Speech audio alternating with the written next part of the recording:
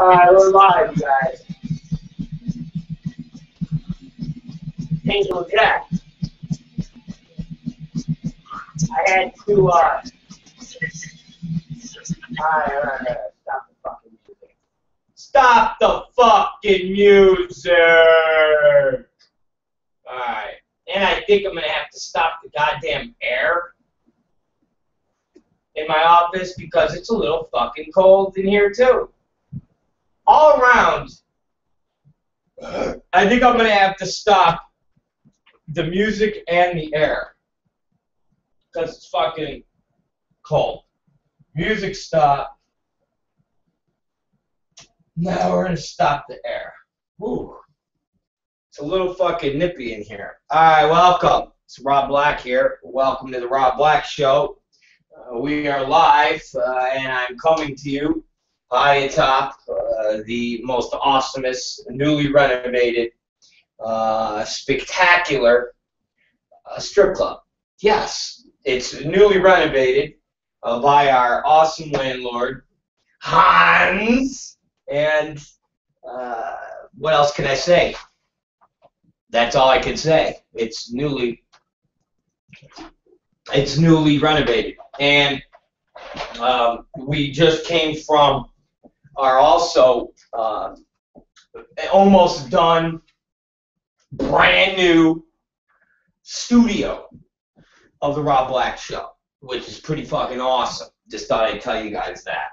And when you guys see this fucking thing, you guys won't fucking believe your eyes. That's all I'm going to say. You won't believe your eyes of how awesome this studio is. You won't. I'm serious. I swear you won't. And you guys will say, wow, Rob Black, all of the hype that you have talked about and said about the new studio, you definitely have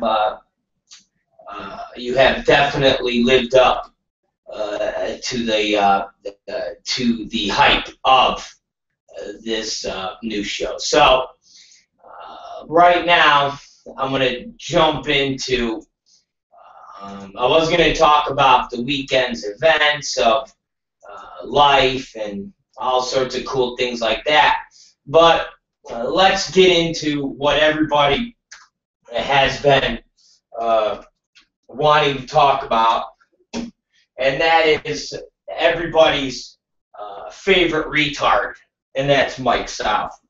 Yes, we're going to talk about Mike South, everybody's favorite retard, because it never ceases to amaze me at how unbelievably Fox News Mike South is. And I'm pretty much now convinced that he just says stuff because nobody goes to his site anymore.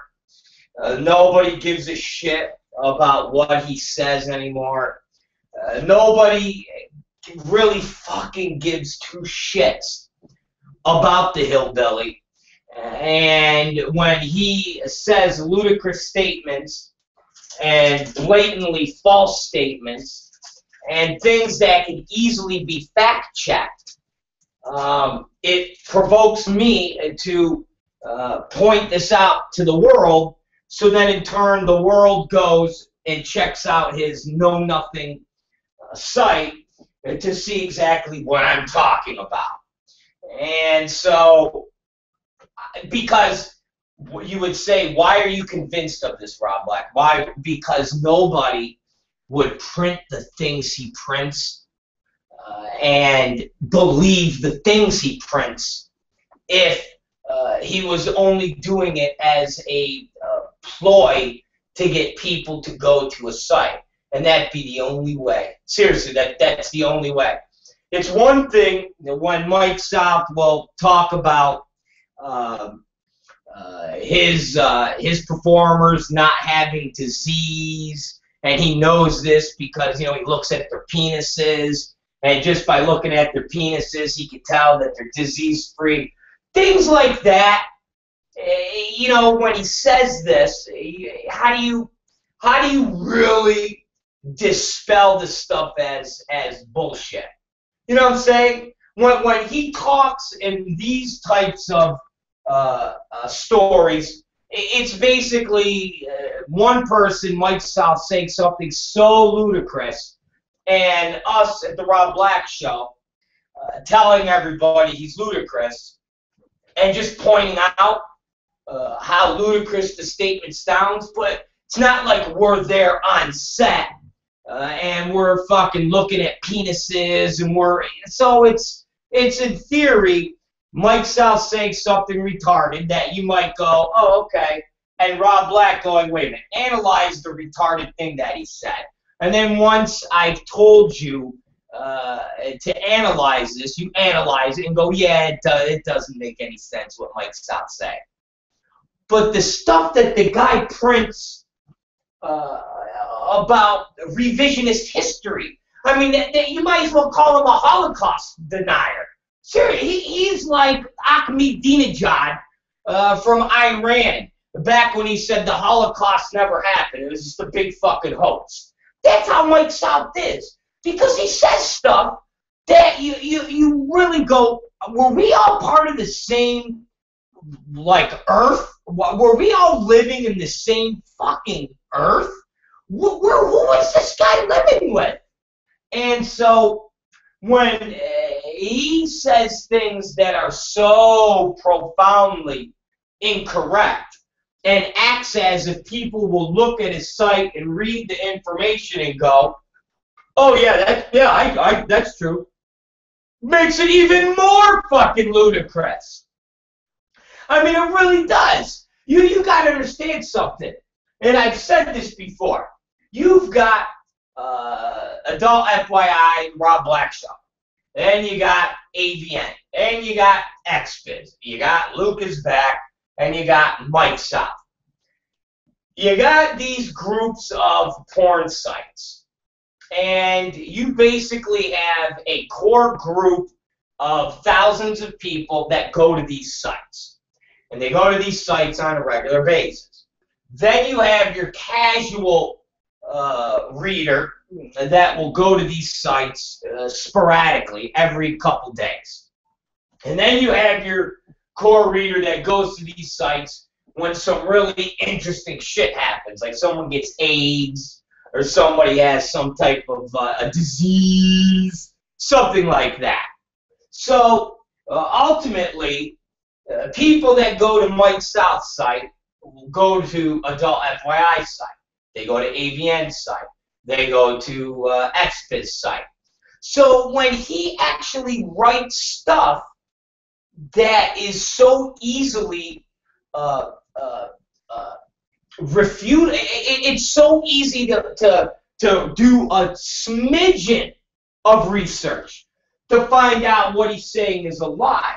It perplexes me that he would do that, because I can't imagine in his hillbilly warped mind he prints something and goes, yeah, now all the people that go to my site are all going to believe everything that I wrote, and they're going to know the truth, and this is the way it is, and they're all going to be, like, he really believes that? I mean, is that how the South and a Republican's mentality is? That whatever Fox says, that is exactly the truth, and even though it is so ludicrous, it's such a lie, as long as they say it over and over, then it will be true. This goes right back to the Mike South being stupid Hitler. It really does. It goes back to Mike South being stupid Hitler. Somebody that is trying to create a lie and then say the lie over and over and over and make it big enough that everybody will eventually believe it and go, oh yeah, okay, yeah, all right. Again, when you sit there and say, well, this happened and that happened and these things went down because of it, and this stuff is public record, where anybody who is part of this business can actually look at the stuff Mike South says and go, dude, you're lying. You're a liar. How do you say the things you're saying? You're a liar. Real simple. Okay? Whether you like me or you don't like me. Okay? Whether you fucking despise me. The fact of the matter is, when something is a bold-faced lie, and you don't like me, and the lie is so big that I, the person you don't like, go, guys, look, admit it, this is a lie. You have to go, yeah, okay, Rob, we hate you so much, and we want to go along with the other person's lie, but it is so profoundly huge of a lie, we just can't. And you're right, we can't. We'll still hate you, but you're right, that person's so full of shit, it's ridiculous. So, ladies and gentlemen, Friday, we did a prayer. And I don't know how the prayer has gone. I don't know what has happened. But we took back any of the evil and horrible words that we have said about Chris Mann, and the fact that we're happy that he got cancer. And we took the cancer from Chris Mann as we prayed to the Godfather 3 Pope from Immobiliari and Pope John Paul, who was just recently a saint. And we took all of that cancer from the cancer dollar bill, and we put it into Mike South's body. And there's the cancer dollar bill, Mike South, Mike Struther. That's his real name, Mike Struther. So we put the cancer bill from Chris Mann into Mike Struther, and we're hoping, and we're praying to the Godfather 3 Immobiliari and Pope John Paul that the cancer will be sucked away from Chris Mann and be infused into Mike South. So we guess from the posting on Sunday, Mike South didn't like us giving him the cancer prayer. He didn't like the cancer prayer. And all week he posted nothing on his lame-ass, boring, nothing site, and we even talked about it, that it got him out of his hillbilly trailer Sunday, and he went to the local gas station where they have free Wi-Fi, and he could sit there and do his posts. And he wrote a post about me. And don't forget, guys, about, I don't know, a month and a half ago, he talked about me, basically said the same, almost the same bullshit that he said Sunday's post, but then said he would not talk about me ever again.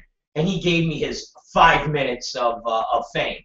Woo! Well, that lasted for about a day because his two retards that write on his blog, the CPA Lacey Blake, who, you know, when she's not being a Hollywood stunt woman, she's also a CPA that Mike South is offering her services for free to everybody, because God knows you want a good CPA that's associated with Mike South working for you, and you just send him over all the work and he'll forward it to Lacey Blake.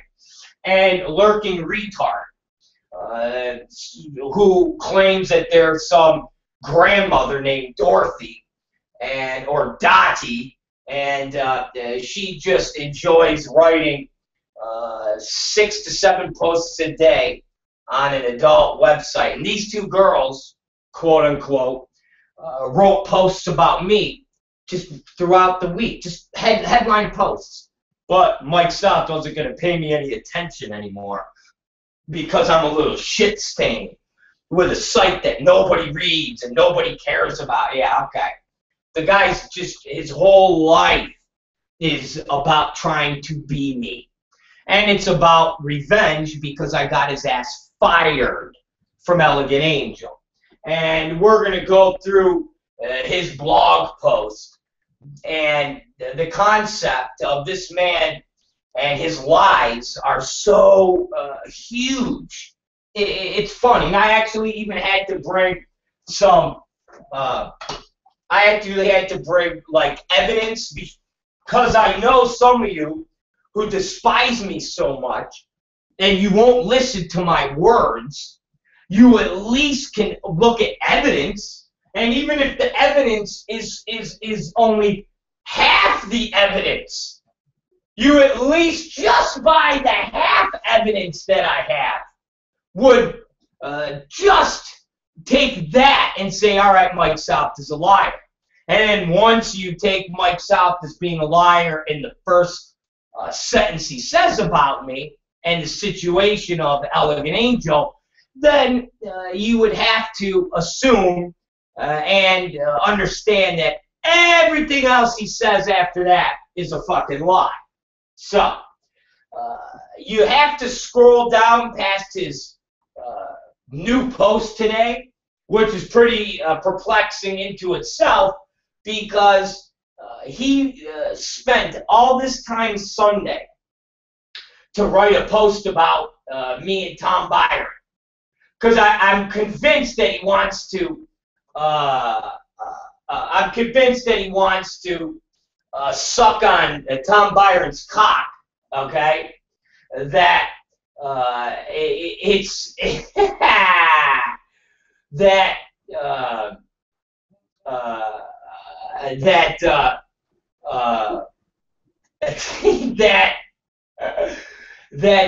it's seriously, it's like deep throating 101, okay? Seriously. It's an amazing deep throating process, okay? Of blowjobbing that he must do, and oh,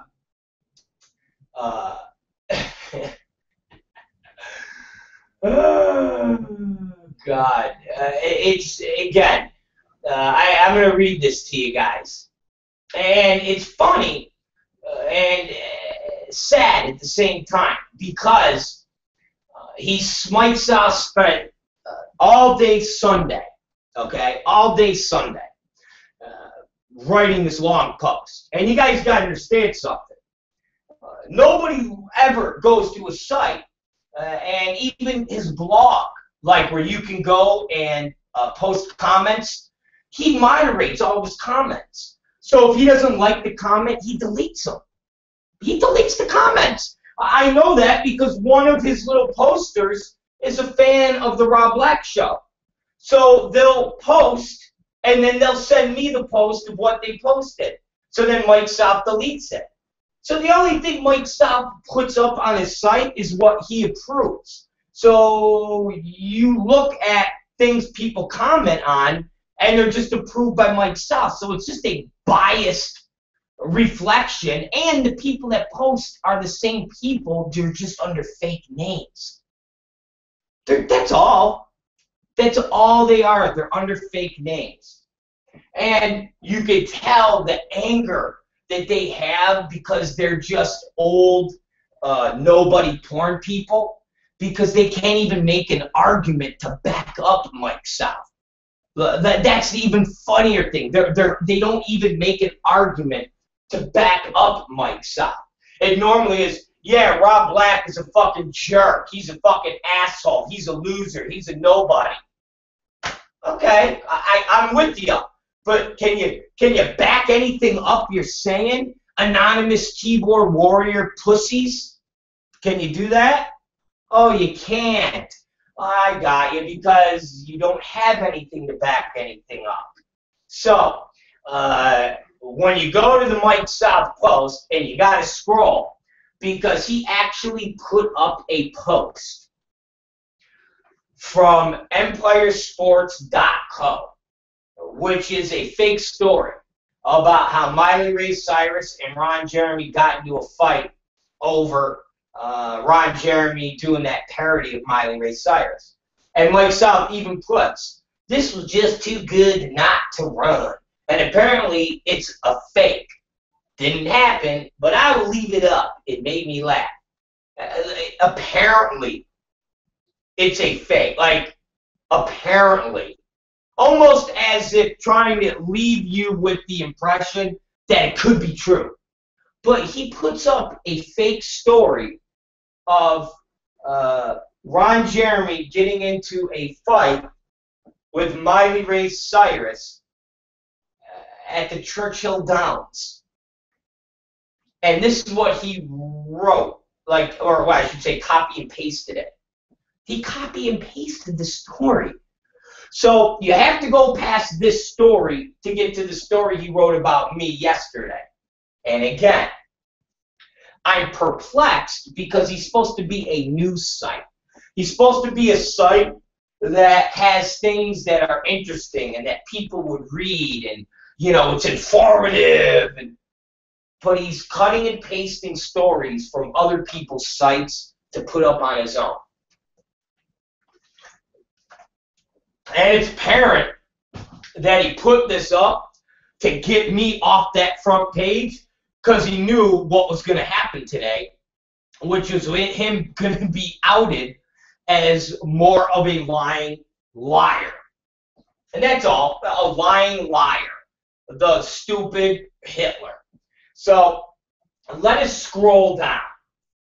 And it says, the saddest thing I witnessed in porn. That's the saddest thing he's witnessed in porn. That's his post. So he had to figure out how to come up with a way to talk about me. Seriously. And so he uses Tom Byron, who he loves to talk about and wants to suck off. I mean, he really does. I've never seen anybody that wants to suck somebody off as much as Mike South wants to suck Tom Byron off. And I guess I go, Byron, man, how many times do you let him suck you off? Byron's like, dude, I think I've said like 5 things to this guy in my entire life in porn. And seriously, he goes, I don't know why he's obsessed with me. He loves my cock. I said, Jesus. He just loves your fucking cock, man. So, South opens about the saddest thing he's witnessed in porn. And I don't even want to bore everybody with him talking about watching girls and their suicides and all sorts of things like that. You know, Chasey Lane to Jenna Jameson. Because, again, Mike South, he's just so in the heartbeat of the business that he has had all of this interaction with this talent. But I will read you what he wrote here, which is pretty fucking hilarious. Because this just shows you that the guy is Mr. Captain Sabaho. He so desperately wants to be the daddy for all of these porn people, all of these girls. He wants to be the daddy. And yet he fucking fucks them with a diseased dick, no condoms, no test, and he's the daddy. I mean, he even talked about wanting to bring one of the troubled porn girls out to Georgia so he could be their daddy, because they're troubled. Oh, and you're sitting there going, oh, Rob, you're going over the line. No, I'm not. Listen to what this guy's arrogance and ego is so big. You listen to what he says. Are you ready? Listen to this. Oh God, you gotta listen to this. I even considered a girl I shot, and I wished I had. She was a cute blonde from Colorado who had a striking resemblance to Veronica Lake. She later found happiness in religion and denounced her association with porn. I had shot her first scene. I found her on Twitter and apologized if I had somehow played a part in what she considered a bad time in her life. To my surprise, she responded and told me that I had always been nice to her and had treated her fairly, and that she had no problem with me, and that I was not a bad memory for her. Oh, well, all the porn that she did, she said the Mike South experience was the nice experience. I thought that was actually kind of her, and I appreciated her willingness to accept responsibility, as well as her mature philosophy that all in all, it was a learning experience. Now listen to this arrogance. Just listen to this. In my years in the biz, many girls have told me they wish they had shot the first time for me. My friend Trixie Kelly being one of them, that meant the most. She reckoned that she had shot for me first. We actually met before she entered the business. Then she would have known how she should have been treated and that she would have done things differently. For me, it's easy to draw from personal experience than it is to draw from observations. But there is one that, to me, that stands out. So Mike South is telling everybody that there's a ton of girls that have had a horrible experience in porn. And during that time, they worked with Mike South, but that was the one time in their porn career that it was a good, pleasurable experience. And if they would have worked with him first, then they would have known the real ins and outs of porn and how porn should be shot and how you're supposed to be treated. That's a pretty bold statement, don't you guys think? Coming from a guy who doesn't test. This is a fact. Mike South performs with girls, and all he has is a aura swab test. The test you get from a fucking drugstore that you take the stick and put it in your mouth, and within 20 minutes you find out if you have AIDS. Other than that, Mike South doesn't test for gonorrhea, doesn't test for syphilis, doesn't test for Hep, doesn't test for HPV. He doesn't test for anything. He's already said that. This isn't Rob Black making it up. He's already said that he does not test his performers, his guys, for any of these diseases because they are his guys. They only work for him, and he knows where they have been. So in turn, he is comfortable knowing that none of them are diseased. These are the people that are working with this talent. And this talent is opting and saying that this is an experience they wish they would have had their first time, because then they would have known when they came to Porn Valley how everybody should be working, which I guess means that in Porn Valley they would have told everybody that they could fuck them without tests. I mean, that is the only conclusion I have from this ludicrous statement that Mike South is saying. And besides some scab named Trixie Kelly, because you notice Mike South doesn't talk about anybody that has a name and that is relevant in porn, that were his friend, that stick up for him and like to fuck him. Trixie Kelly is who he comes up with. Again, who's Trixie Kelly? Nobody knows who Trixie Kelly is. But that's supposed to be a credential for Mike South. That's a credential for Mike South. So aside from Trixie Kelly, can Mike South name us 5 other girls that said they wished Mike South was their first experience in porn, because if they would have fucked Mike South and did his hillbilly friends in his little fuck parties, then they would have known what the real porn business was like, and they would have told all these directors in Los Angeles that they should treat them like Mike South treats them. Can Mike South produce these 5 girls for us? Just 5, that's all. Because as we go through his post, I'm going to produce evidence after evidence. Now, Mike South won't be able to produce evidence because he doesn't have evidence. Nobody that supports Mike South has evidence.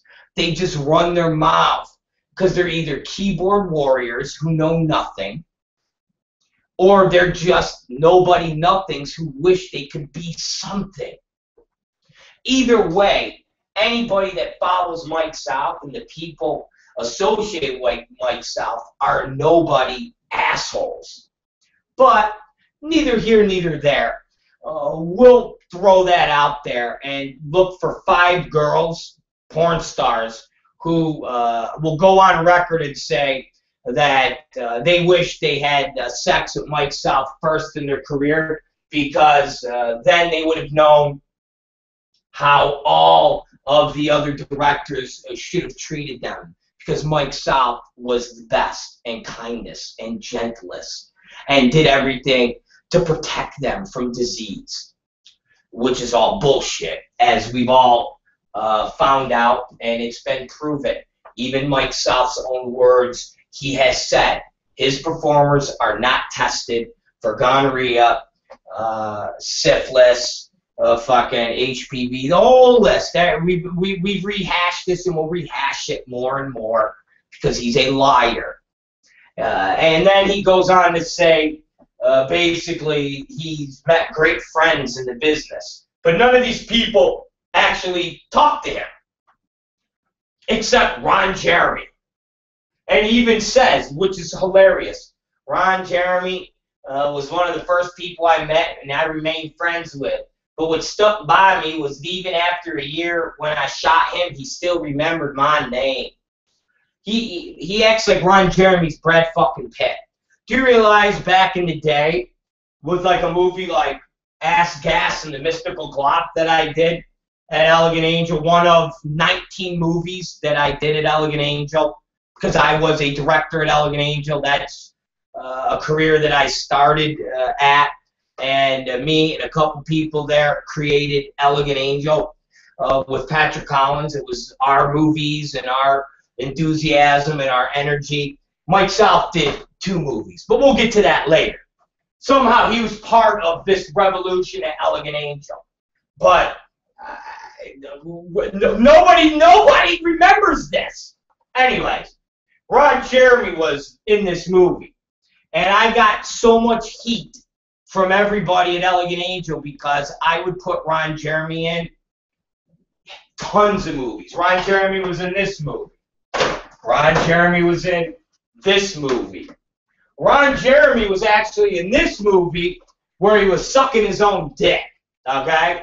So basically, I got 3 movies that I did for Elegant Angel that have Ron Jeremy in it, and that's more than what Mike South produced for Elegant Angel. To have Ron Jeremy remember your name a year later is nothing to I don't know, give a shit about. It's fucking Ron Jeremy. To the outside world, he's Ron Jeremy, the big dick superstar. To the rest of us in this business, he's Ron Jeremy, the fat, smelly Jew who can't keep his dick hard. Never been able to keep his dick hard without doing the death grip. That's Ron Jeremy. Okay? That's it. All right? So when Mike South talks about Ron Jeremy, it's like he's bragging to people that read his site. Ron Jeremy knows me. That just shows you how removed Mike South is from our fucking world. It really is. The fact that he's a nobody. He then goes on to mention John Leslie, who's dead, Ron Sullivan, who's dead, fucking Joey Salvera. When has Joey Salvera ever recognized Mike South? He even mentions John Stagliano. When has John Stagliano ever fucking talked to or about Mike South? Talks to him like he's a friend. John Stagliano. The Chris Mann works for Stagliano, and Mike South tortures Chris Mann and Free Speech Coalition on a daily basis. So how is it that John Stagliano is friends with Mike South? How do you get this? How does the guy come up with this bullshit in his fucking head? But anyways, these are the people that he's got to know in the business. Again, they're either dead, so they can't even back up his bullshit, or they're people that if you went up to Stagliano and said, hey, John, you're friends with Mike South, he'd look at you and go, what? You go up to fucking Joey Silvera. Hey, Joey, I didn't know you're friends with Mike South. You go, what? What are you, fucking nuts? Again, more lies. He figures people will read this and go, oh, wow, he's a big shot. He's a real player. So now we get into the extremely hilarious part, which is, this is where he starts to suck on Tom Byron's cock once again, which is hilarious. One person who stuck in my mind through was Tom Byron. He wasn't overly friendly, but he wasn't underly friendly either. But Tommy, as people called him, was on top of his game. Eventually, we worked for the same company, Elegant Angel. And Tommy had the best-selling series of all the directors there. It was called Comeback Pussy. Van Damage and I were tied for second, and Rob Black wasn't selling very well, mostly because of the more violent nature of his content. This is told to me by then manager Greg Ellis, who had recruited me into Elegant Angel. Patrick Collins was the owner, but he pretty much left the day-to-day stuff to Greg. When Greg left and Patrick took over the day-to-day stuff, Patrick told us all that we were being cut to 1/2 of what we were being paid.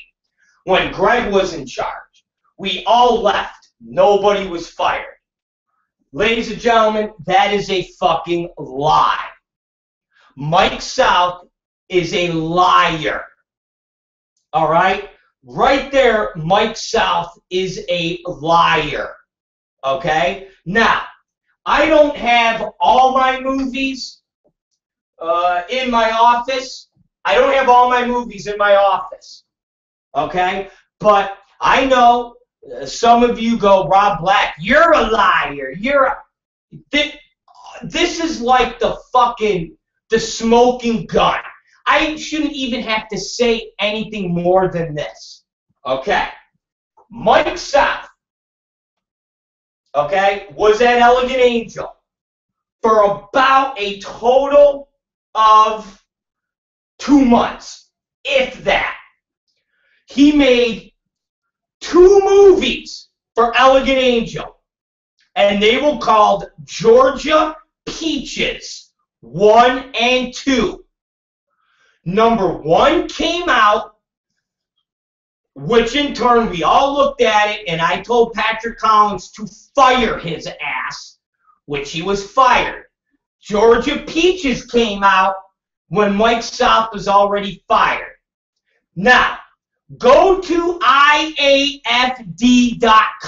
if you do not believe me, and you will find the Mike South movie order list of the things he did in the business.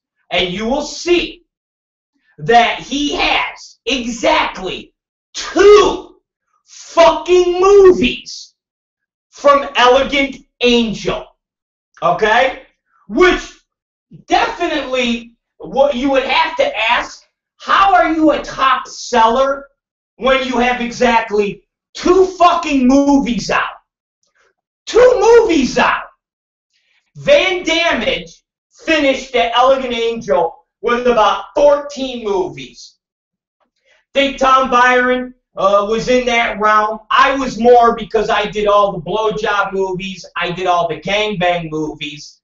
I did more work at Elegant Angel than Van and Tommy did because that's just the fucking way it was. I did all the other productions, but don't forget, I was a bum, I was a loser, yeah, okay. Mike South, again, tries to rewrite history, which is pretty tough. Go to his IAFD.com for Mike South's personal biography. And you will see he never worked for a real company ever, except for 2 movies by Elegant Angel during the time that Rob Black, Tom Byron, Dan Damage, Tiffany Minks, Nick Starks, Toby Dammit, Israel Gonzalez, Mark Wallace, the list goes on of people that were at Elegant Angel. And Mike South was there for exactly 2 movies. You want to know who else was there for 2 movies? A guy by the name of Santino Lee. And he put out a series called Sex TV, volumes 1 and 2. That was the history there. You always got 2 movies to prove yourself. And guess what? If you couldn't prove yourself in 2 movies, you got shit canned. That was it. I was the salesman at Elegant Angel in the beginning. I was Pat's right-hand man at fucking Elegant Angel along with Greg Elves. Again, I did The Adventures of Dr. Fellatio. That came out every month. I did my features every month. That's 2 movies a month by Rob Black. And then I started Gangbang Angels. Okay? And I did, I think, 3 or 4 of those. Are you guys following me? Okay. Go into Mike South's IAFD.com. Very simple. Very simple. You will see that not one real company is on here except for Patrick Collins, Elegant Angel, 2 fucking movies. Now, without going into dates, let me just show you this. Okay? Here we go. Now, remember what Mike South said. Nobody got fired. Nobody got fired. Okay? Nobody got fired. It's exactly what he says. Nobody got fired. All right? When Greg left, which is false, Greg Galves got fired by Patrick for stealing, but another fucking story.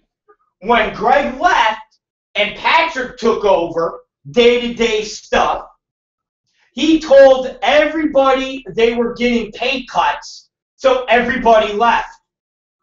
Okay, we'll go through that history, but just in that theory of Mike South, how do you then say, you ready?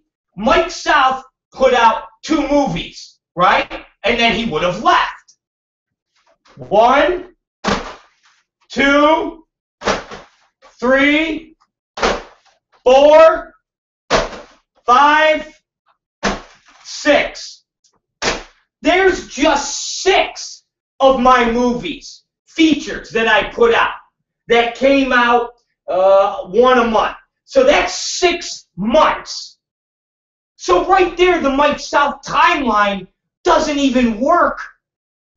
And that's me not even going into dates. The timeline doesn't fucking work. Mike South's bullshit. His timeline doesn't work. I just produced 6 movies for you all. 6 movies. And that's not blowjobs. That's 6. That's 6 movies. Guys, once again, go to IAFD.com. Mike South put out 2 fucking movies with Elegant Angel. Georgia Peaches 1 and Georgia Peaches 2.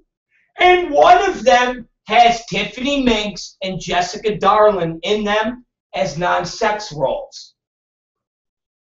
Tiffany Minks and Jessica Darlin in non-sex roles. Yep.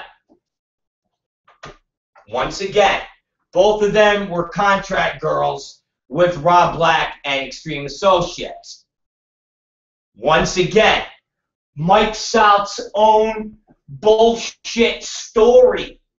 This guy would be on the stand guilty. We wouldn't even have to go through any more of the trial. Anything else that we talk about from here on out is fucking lies. Do you guys understand this? Seriously, do you guys understand this? Mike South did 2 fucking movies. Okay? 2 fucking movies. Are you guys following me? I'm going to say this again. Mike South did Georgia Peaches 1 and 2. He did 2 movies. So with Mike South doing 2 movies, how does his fucking timeline, work? Can anybody explain this to me? How does his timeline work? That nobody got fired, Greg Elves left, and Patrick Collins took over the company and cut everybody's pay, and then that was the end of Mike South. Again, I know you guys don't like Rob Black. I know Rob Black is a bad guy, but you can't dispute facts. And the facts remain that if Mike South only did 2 movies for Elegant Angel, and I just produced you 6 of my movies without even pulling the rest out from the closet, doesn't Mike South's time frame not work? Aren't we off 4 months from Mike South's time frame of being an Elegant Angel, and then Patrick Collins cutting everybody's pay, and everybody just left, nobody got fired? Now, Mike South got fired, and Rob Black, Tom Byron, Van Damage, Tiffany Minks, we all left. But that was about a year and I think almost 12 months, actually I think 13 months after, maybe a little bit more than when Mike South got fired. Ladies and gentlemen, this was the first movie, okay? Let me give you my date. January, February, March, April, May of '96, okay? May of '96 is my first movie for when I started with VCA, or before VCA. This was released through VCA when VCA housed Plush Entertainment. Russ Hampshire threw me out, and exactly 1 month later to 2 months later, I got hired by Patrick Collins. This movie, okay, date is September of '96, and this is Shooting Gallery. This was the second movie I did for Elegant Angel, but the first one that I actually directed, because I did a movie before this called Cellar Dwellers, which I sold to Patrick, and that was part of my deal. That was kind of like I threw that in because they were paying me $10,000 a movie. That's a fact. That's been documented in AVN back over 10 years ago, websites. So here you go. This was in '96 still. So once again, Mike South wasn't working for Patrick Collins in '96. Mike's Southern Peaches movie, the 2 of them were in '97. Now, let me give you another one. This is Miscreants. which won all the awards in the 98 award show. This came out, or the production, we shot it in September of 97. We won all the awards for this movie for the 98 award show. Okay? Once again, Mike South's timeline doesn't add up. Mike South wasn't with Elegant Angel in 98. Mike South wasn't with Elegant Angel in 96. So, what is this we that Mike South says? When we all left, nobody got fired.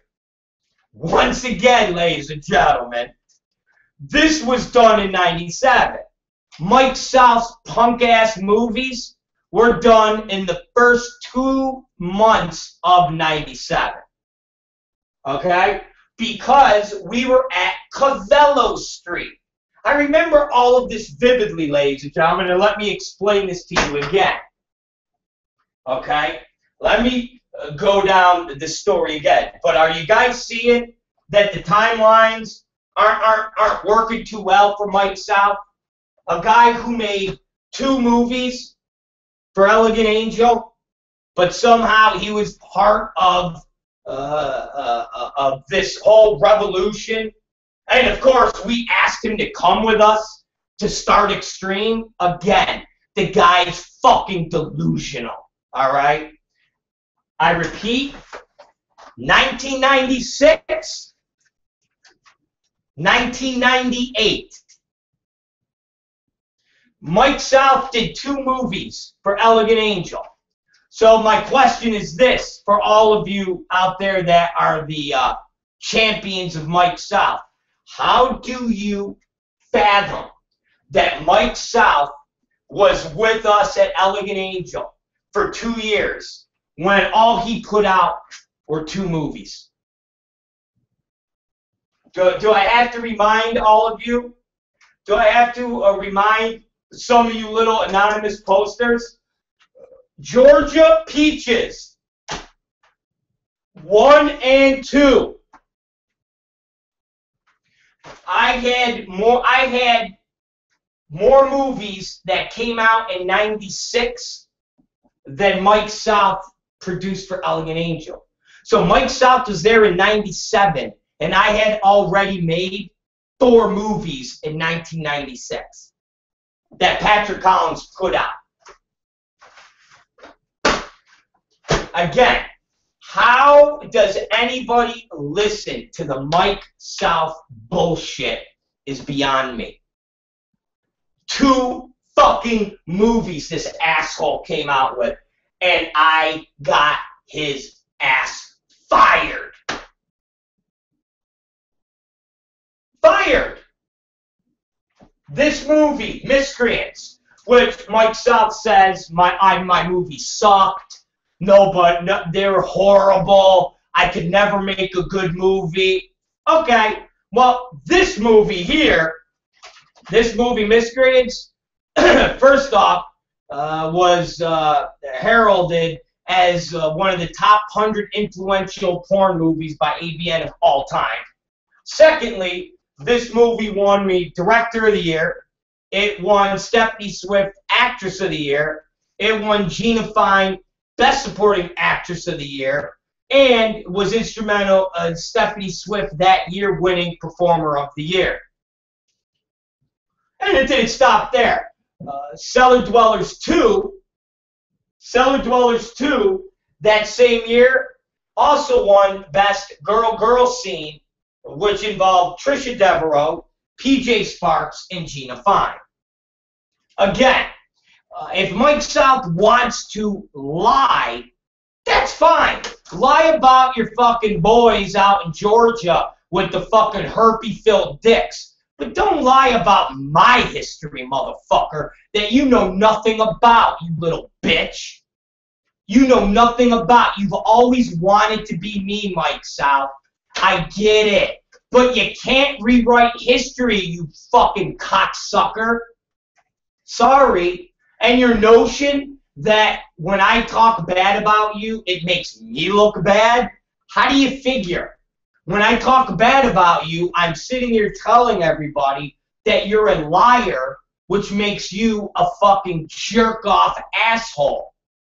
When you say that you were part of Elegant Angel and you make it sound like you were part of Rob Black and Tom Byron and Van Damage and how we all got our money cut and we all left it together, that's a fucking lie, bro.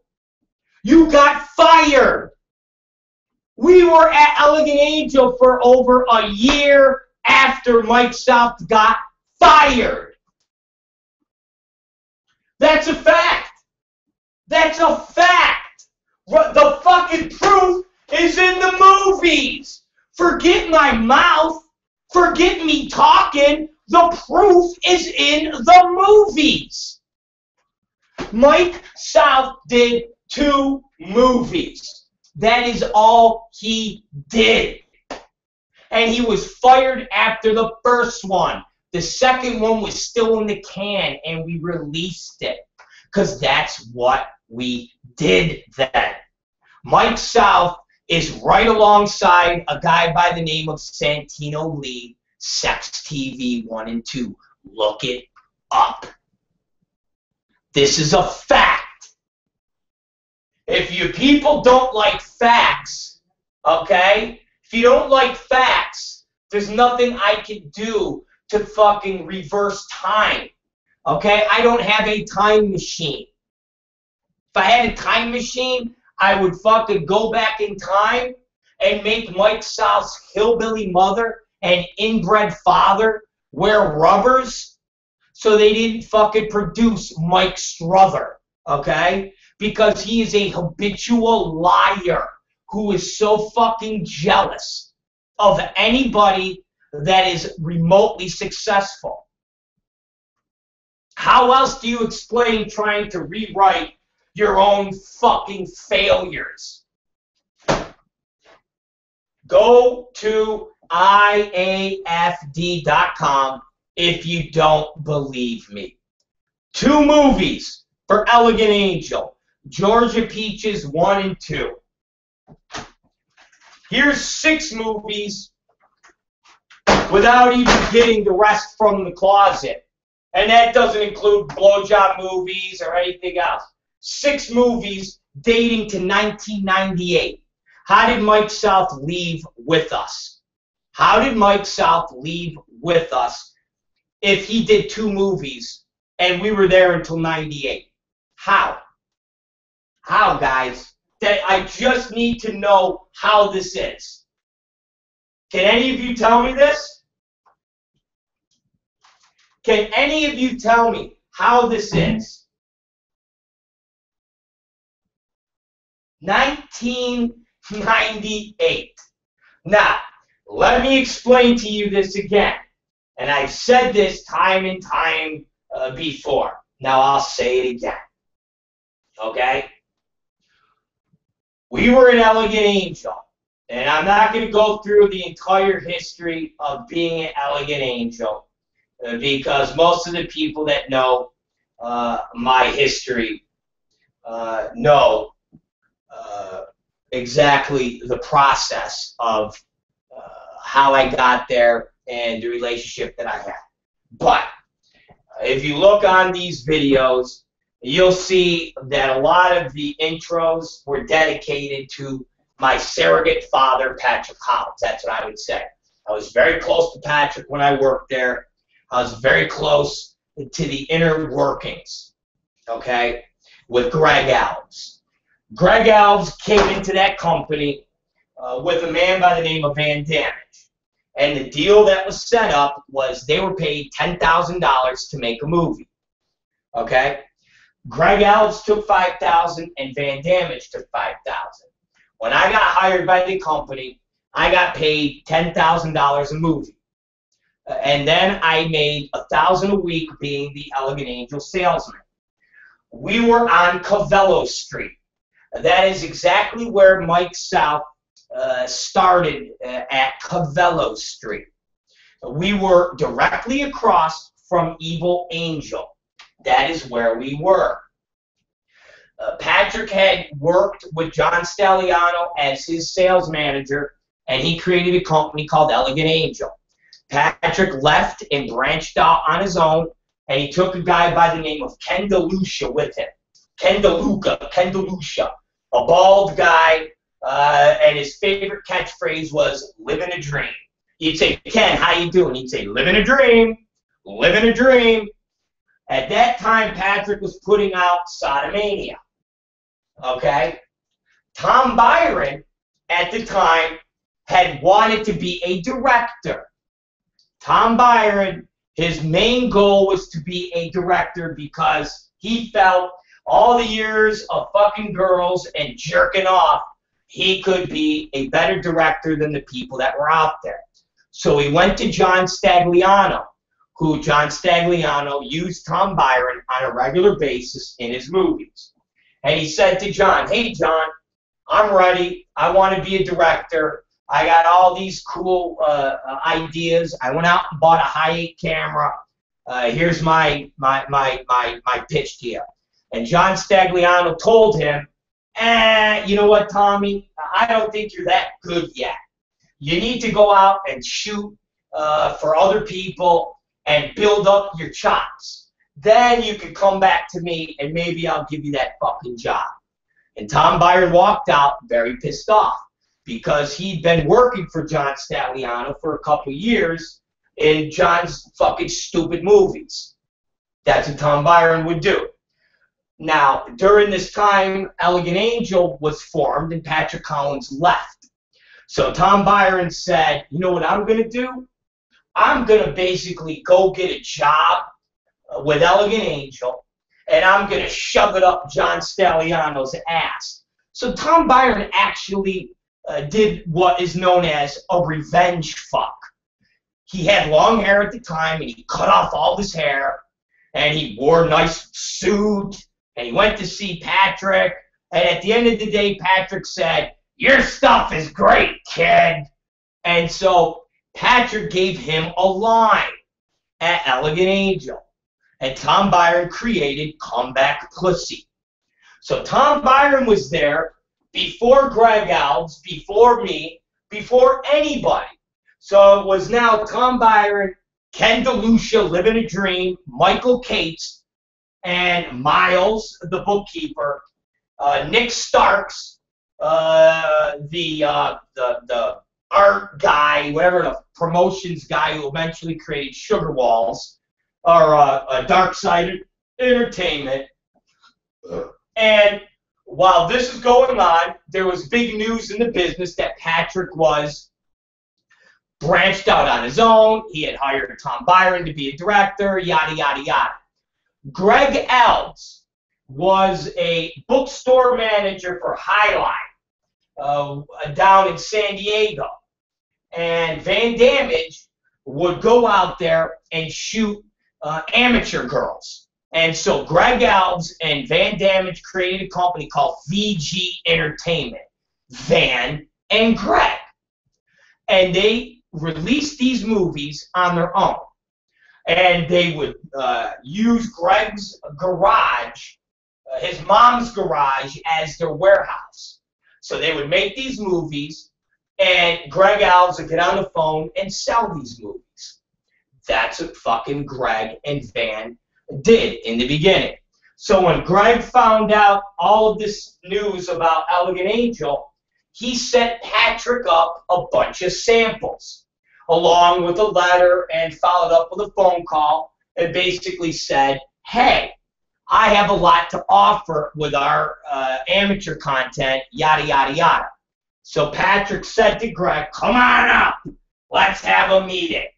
So when Greg went up to meet with Patrick, not only did Greg convince Pat that they should take on this amateur line of Greg and Vans, but that Pat needed somebody to be his general manager. That he needed somebody that could go out there and fucking make money for him. Because at this point, the adult entertainment business was starting to really pick up. and you could put out 2 to 3 titles a week and still make tons of money. Well, you know, Patrick, just on one title that he would put out every couple of weeks, a Sodomania, he'd sell 5,000–6,000 pieces. So Greg convinced Pat, you should hire me. I should be your general manager. And lo and behold, because Greg Alves is one of the best talkers in the business, and those of you who don't know who Greg Alves is, he is the general manager, boss of Zero Tolerance, Third Degree, that whole regime, Evolve Novelties. The real person that owns that company is a man by the name of Greg Allen, who used to be partners with Anabolic, with Chris Ruse, and Biff Malibu was his acting name. And this team split up, and he went and grabbed Greg Alves from Metro to basically use as his front man to create Zero Tolerance and so forth and so on. So that's, you know, long down the line. So Greg Alves comes in, and now he is the boss of Elegant Angel. But this notion that Patrick had nothing to do with day-to-day operations, that's a fucking lie. Patrick was so involved with everything that we did. It was sickening, to the point where Pat would fuck with our boxes. Pat would fuck with our shoots. Pat would fuck with everything. We started the Elegant Angel Vivid magazine. Greg Alves didn't start that. Patrick Collins and Steve Hirsch started that because we all worked at the same gym together, independent fitness consultants. And Pat Collins and Steve Hirsch did a car swap. Steve Hirsch had a Ferrari, and Pat fucking took over the lease payments. So then they came up with a concept to do a magazine, which Rob Black fucking produced the commercials for. This was, and Nick Starks and Toby Dammit put the fucking magazine together. This was what Mike South was never part of. So Patrick Collins was intricately intertwined with everything that went on. Greg Alves is the person that just dealt with personnel. Greg Alves is the one who fucking fielded all the bullshit calls. Greg Alves is the one that would make sure that the bank deposits and everything were going. But Patrick Collins was extremely involved in everything we were fucking doing. To the point where Pat was still shooting Sodomanias then. Patrick at one point jerked off in a plastic bag and had one of the people walk over across the street to Evil Angel to hand it to John Stagliano. That Patrick was still involved, okay? Patrick, the entire fucking run that we were all with Pat at Elegant Angel, Patrick was involved. Patrick was with us. Patrick would come down and say, Tom Byron, I want you to do a scene for Sodomania. Tom would be like, ugh.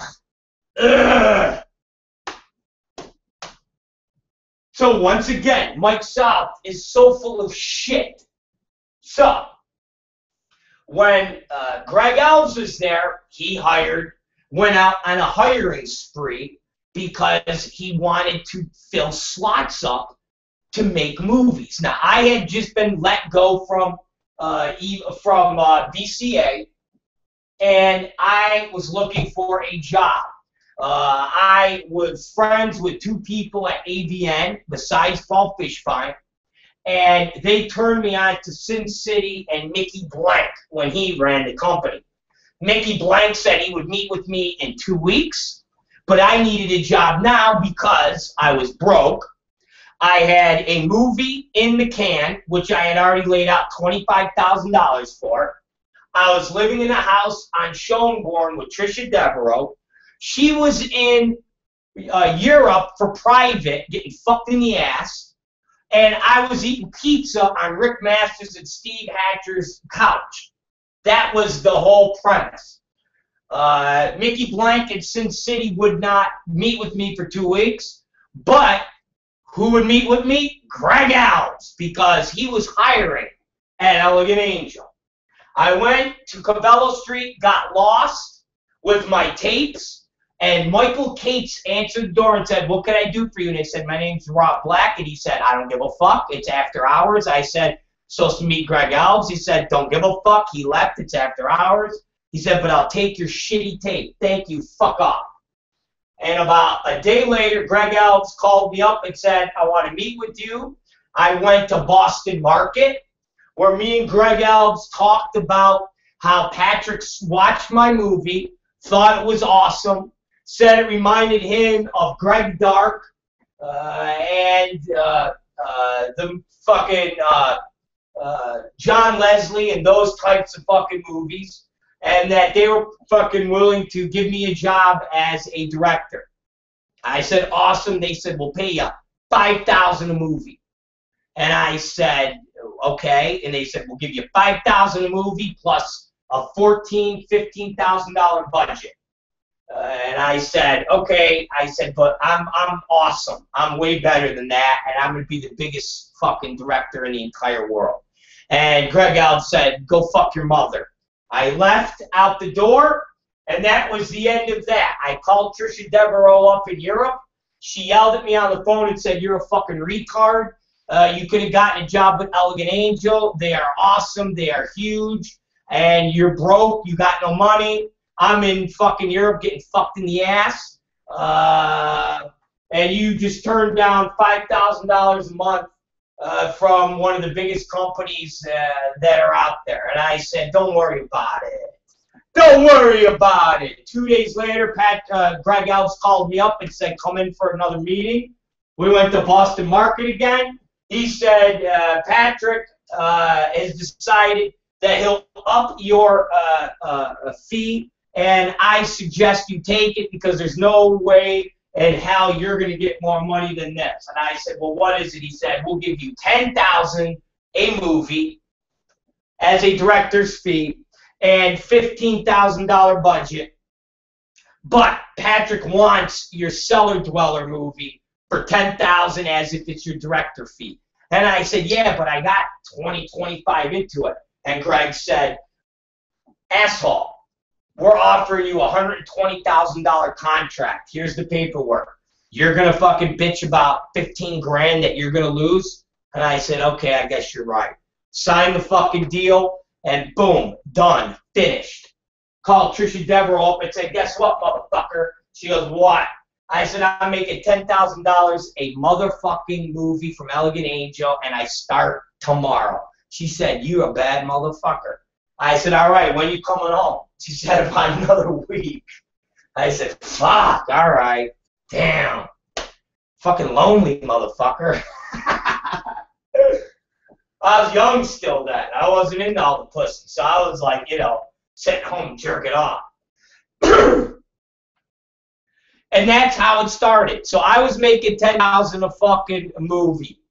I walked into the office, and I was on the phone talking to some distributor because Greg was talking to Yako and a guy named Statewide who I had known.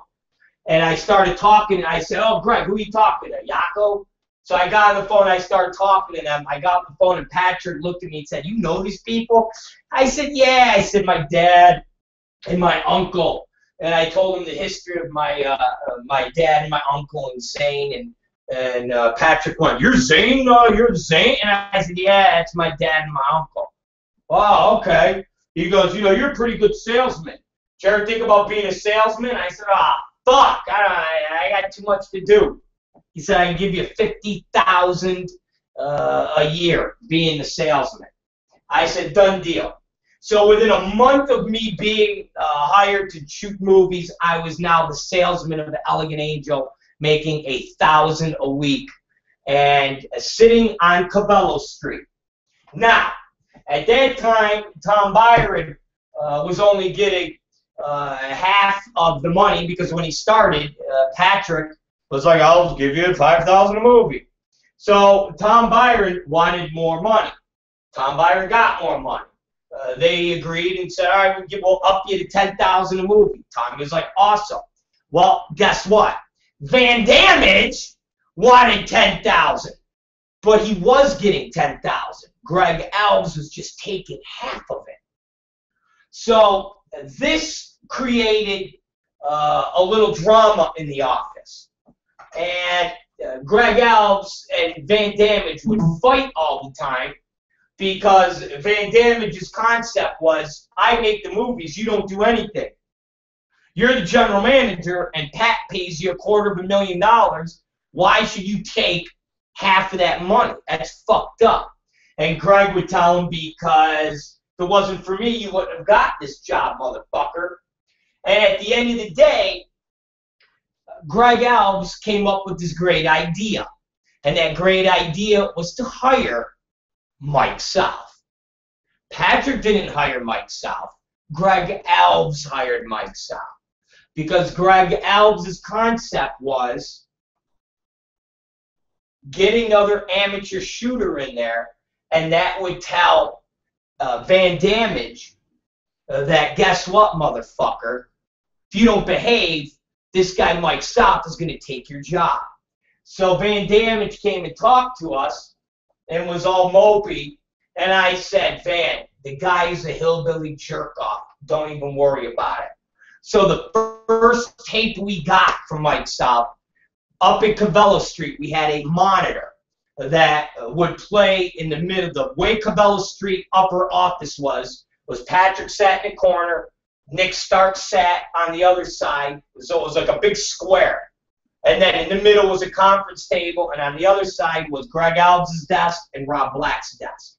And we had a TV monitor in the middle, and that's what would play our movies. And like I said, Patrick was very involved, because when we would do our movies and after they got done and we'd have screeners, Patrick would make us put the fucking screeners on, and people, like all of our employees, we'd watch it. And Pat would critique shit. Why do you do this? Cut this out. It's like, ah, fuck. So he'd put you on blast. So the minute they were done with the Mike South Southern Peaches bullshit movie, they put it up online. And you got to understand something. Back then, Mike South, it was the worst shit. And Mike South would go, hi, my name is Mike South, and this here is a test. And look, the person's free of disease. And hi. And he'd be walking down the street. I mean, it was just the most horrific content you've ever fucking saw. And it leads into this part where he goes into a hotel room and there's a guy in the corner who literally looks like he has fucking AIDS. And he's got a sore on his dick. And me and fucking Tom Byron and Van Damage were looking at it horrified. And Pat's sitting there with his leg up on the desk looking.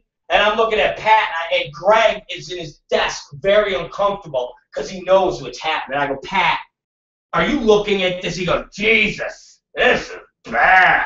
I go, Pat, this is the worst shit. And Pat looks at Greg. He's like, how could you, didn't you look at this stuff? And Greg's like, it's amateur. People like this stuff, you know. It's got new girls. I go, Pat, like this stuff. Look, the guy's got herpes. So Van Damage stands up and Van's pointing to the herpes. And Van goes, listen, if anybody knows about herpes, I know about fucking herpes. And we all start laughing our asses off. And he goes, look, that's herpes. Look at that giant red sore. And Patrick's like, this is horrific. And I go, Pat, how the fuck can we put this out here? I go, you got movies like Comeback Pussy. You got movies like fucking Van Damme. And of course you got movies with Rob Black. And of course everybody would laugh because I was as arrogant as fuck back then. And I go, Pat. And of course we have the greatest movies in the world, Sodomania. Always got to play on Pat's ego. He loved that. And I go, and you're going to put Mike South's Southern fucking Peaches? And at this point, Alves sees that his gimmick is futile. And Pat goes, this is horrible. Done. It's over. This is crap. And that was it. Mike South was gone. The first movie hadn't even been released yet. And Mike South was gone. Rob Black fired his ass. That was Cavello Street. Okay? Cavello Street. See these addresses, assholes? Burial Avenue, 9801 Burial Avenue. You hear what I'm saying? This address, 14141 Cavello Street, Unit 9C. This was our first address. This was our second address. Mike South never made it. We changed buildings. Look, we moved. Mike, when did Mike South become part of this movement of all of us leaving Elegant Angel? It never happened. It happened in the fucker's mind. After I got him fired, Greg Alves came into my office and said, that was really fucked up, how you didn't back me. And I said, well, Greg, it's fucked up that you take half a band's money. Give the fucking retard the $5 fucking grand. For Christ's sakes. You're making all this money from Pat. For Christ's sakes, you get to rent out your house for a shoot, and you get $5,000. Pat will pay you $5,000 just to rent out your house. And from that point forward, Van Damage got his fucking $10,000 a fucking movie. So at that point now, the three amigos, Rob Black, Van Damage, and Tom Byron, were all making $10,000 a movie. And then I decided, when I was sitting there with Greg Alves, that we should have a blowjob line, because nobody was doing just straight blowjob movies. So I came up with a line called The Adventures of Dr. Fellatio. And now, once again, if people want to dispute me on that, take a look at the first volume. There's a guy in the picture, his name is Andy, Fat Andy, who I brought out from Rochester. He's wearing a wig. He's got his thumb up like this, and he's holding a camera. We made fun of Tom Byron. Because Tom Byron's logo back then, he would put a picture of him holding the camera with a thumbs up, with a circle around his face, and he would go. So our gimmick was Andy with a horrible wig on and a hat, holding up a thumb and a camera, and that was our little logo. And I was paid $5,000 a movie to make The Adventures of Dr. Fellatio. Look it up. Fact. These are all facts. All you got to do is look the information up.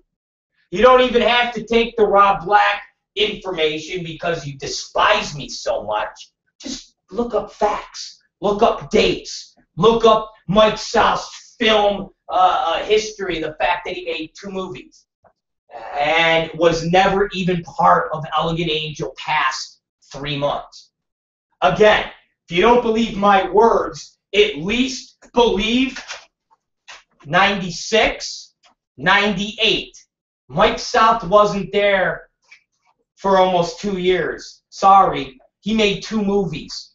Okay, you don't make 2 movies for Elegant Angel and work there for almost 2 years. It doesn't happen.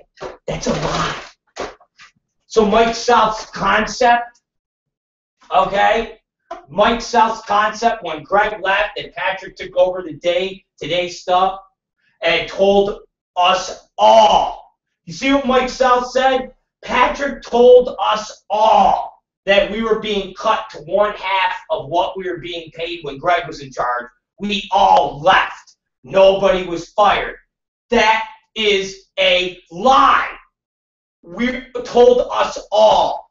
Nobody told us all anything. Mike South was fired. End of story. Everything else Mike South says in his fucking post, how can any of you believe anything the guy says? He doesn't even have his history of having a job with Elegant Angel correct. And I'll give you guys one better, because I know Mike South wasn't part of this. When we left Elegant Angel, we didn't leave over money being cut in half. We led over ownership. After the 1998 AVN Awards. We went to Patrick in February, okay? In February. We went into Patrick's house and said, Pat, we need to talk to you. We would like the same deal that everybody at Evil Angel has. Now, let me reverse this as to why this was such a shock. Because in December, and you guys can look it up in AVN, the Elegant Angel Christmas party. Okay, don't forget, Mike South's attention is Patrick, Greg Alves left. Patrick resumed day-to-day operations, cut everybody's pay in half, and so everybody left. Nobody was fired. Now, explain to me how this happened then. The 1997 Christmas party at, it used to be an Italian restaurant over on Balboa and Ventura. There was about 30 people at this Christmas party, and the star directors of Patrick Collins's company, named Tom Byron, Rob Black, and Van Damage, all received automobiles. Yeah, I know this is, I think it's before. I'm not real sure how this fits into Mike South's chronological lie of everybody getting their pay cut and then everybody, leaving along with Mike South. But December of 97, Tom Byron received a Mercedes, Van Damage a Corvette, and Rob Black a black Porsche. Yes, AVN reported on it because it was the biggest news in the industry, because never had anybody been given cars as bonuses and gifts, but Patrick Collins did it. It was reported in every goddamn magazine that was out back then. Pretty simple. That was the 1997 Christmas party. Yes, yes, the Christmas party that Mike South was never at. Mike South wasn't at that Christmas party. Mike South didn't receive any cars. But if you go in the archives of AVN, you will see this documented. And if you talk to anybody that was in the know of the adult business back then, they will tell you the exact same thing. We were the big envy of all of the directors back then. And now what made it also controversial was after the award show in January, when we won every fucking award imaginable, Rob Black, Tom Byron, Van Damage, that February, so a month after we won these awards, we went to Patrick's house and said to Pat, we want a ownership deal like Evil Angel has. And Patrick said, what the fuck are you guys talking about? And we said, well, Pat, we want to own our movies like Greg Dark, like Joey Salvera, like John Leslie, like fucking Bruce Seven. We want to own our movies. And Patrick said, are you guys this fucking greedy and this fucking scummy? And we said, what, Pat? And he said, so basically, I give you guys cars.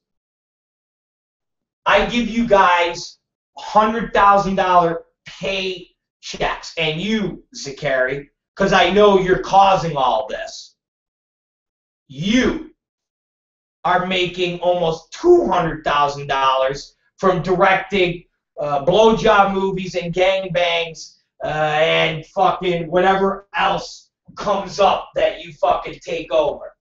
So between all three of you, I'm giving you all close to $500,000 and gave you guys fucking cars that we're paying for. And after all of this, you all want fucking more. Pat was pissed. We were in his house at his kitchen table. At his fucking kitchen table. And I said, well, you make it sound so sinister, Pat, but ultimately, yeah, you can take everything back. We just want to own our movies. So you won't have to pay us $100,000, $150,000 a year. You won't have to pay for cars. You won't have to do any of this because you'll get 25% on all of our movies. And out of the 75%, or the, what, fuck it, 70, 80, 90, yeah, 75% that we're going to make, we'll be able to buy our own cars and create our own life. And so Patrick said, absolutely not. I own everything, and that's it. And I said, well, you're going to leave us no choice but to leave. And he goes, where the fuck are you guys going to go to make this money? And I said, we'll start our own company. And he laughed at us and said, you'll never get $13 a movie. You'll never get the distributors to go along with buying your stuff. You'll never get Art Attack to do your fucking boxes. And he went down the line. And he said, I think you guys ought to really, really think about your next move. And we said, okay. We all left his house. And 3 weeks later, I sat there and counted up my money. And I said, okay, I got about $62,000, between $50,000 and $60,000 saved up. That ain't gonna save. That ain't gonna start a company with 4 people producing a movie a week, an office, and everything we need. So then I called my old man, and the rest is history. And Extreme Associates was started, I think, a month after February. I think it was started in March, so to speak. That, ladies and gentlemen, is the Elegant Angel history lesson that Mike South seems to be trying to rewrite. Mike South was never part of anything at Elegant Angel except as a tool to try to fucking get Van Damage to get in line. And Rob Black fired his fucking ass. End of story. I got his ass fired. Real simple. Timing and facts don't lie. Timing and facts don't lie. 96, 98. Okay? Mike South, 2 movies. Mike South, 2 movies. Mike South was fired. End of story. He's a liar. Tries to rewrite history. He will always be a nothing nobody. From day one, he's been so pissed off because I got his ass fired. And if you take a look at his history of companies he worked for, listen to these companies, guys. Avalon Enterprises, Explorer Media Group, Filmco, and 2 Elegant Angels. The guy has never worked for a real company. Not one company in the adult business would give him a job. Explorer Media. That was Tim Lake or Tim Farrell or They're an amateur shit company. And when I say shit, it's amateur. It's crap. Gives a fuck. That is who they are. He put out movies through Dirty Bob's, Excellent Adventures, Flying Leap Productions. Oh, I'm sorry, those are just non-sex roles.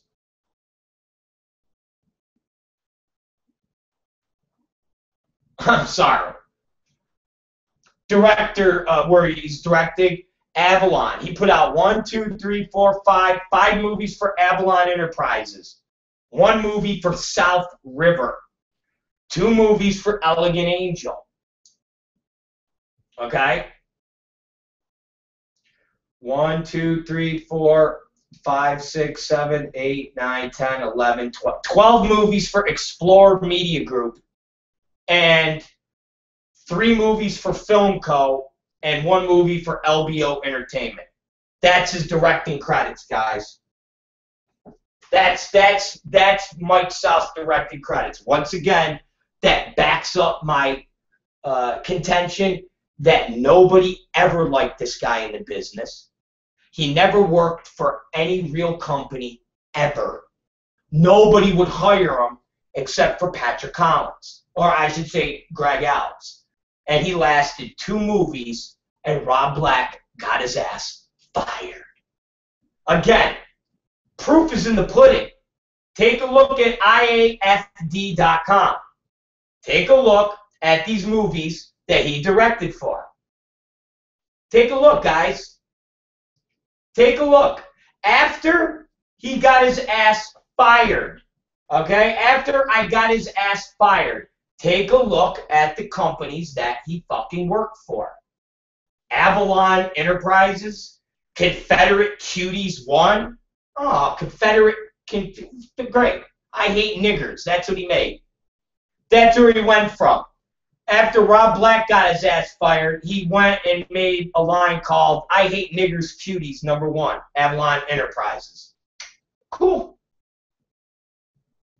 Proof is in the pudding, guys. Proof is in the pudding. Not one real company did this guy ever work for. Elegant Angel was his resume. He made 2 movies. I got his ass fired. So, that is the real Mike South history. Okay? And then, what's pretty funny is he then goes on to Rob Black's daddy, Dominic Zaccari, had been in porn on the distribution/retail end for years. That's how Rob fell into the business. Rob wanted to strike out on his own, and Daddy put up the money to back him. Truth is, I was approached to join the new venture, bullshit, but I didn't want any part of Extreme Associates and their misogynist road that many foreigners were headed down at the time. It seemed odd to me that Tom Byron was going down that road. He had stuck up a friendship with Rob, and without Tommy, Extreme Associates probably would never have happened. Tom Byron was the one guy in the bunch that had a very strong line. Good, solid name, and was well-liked within the industry. So, let's flip on this.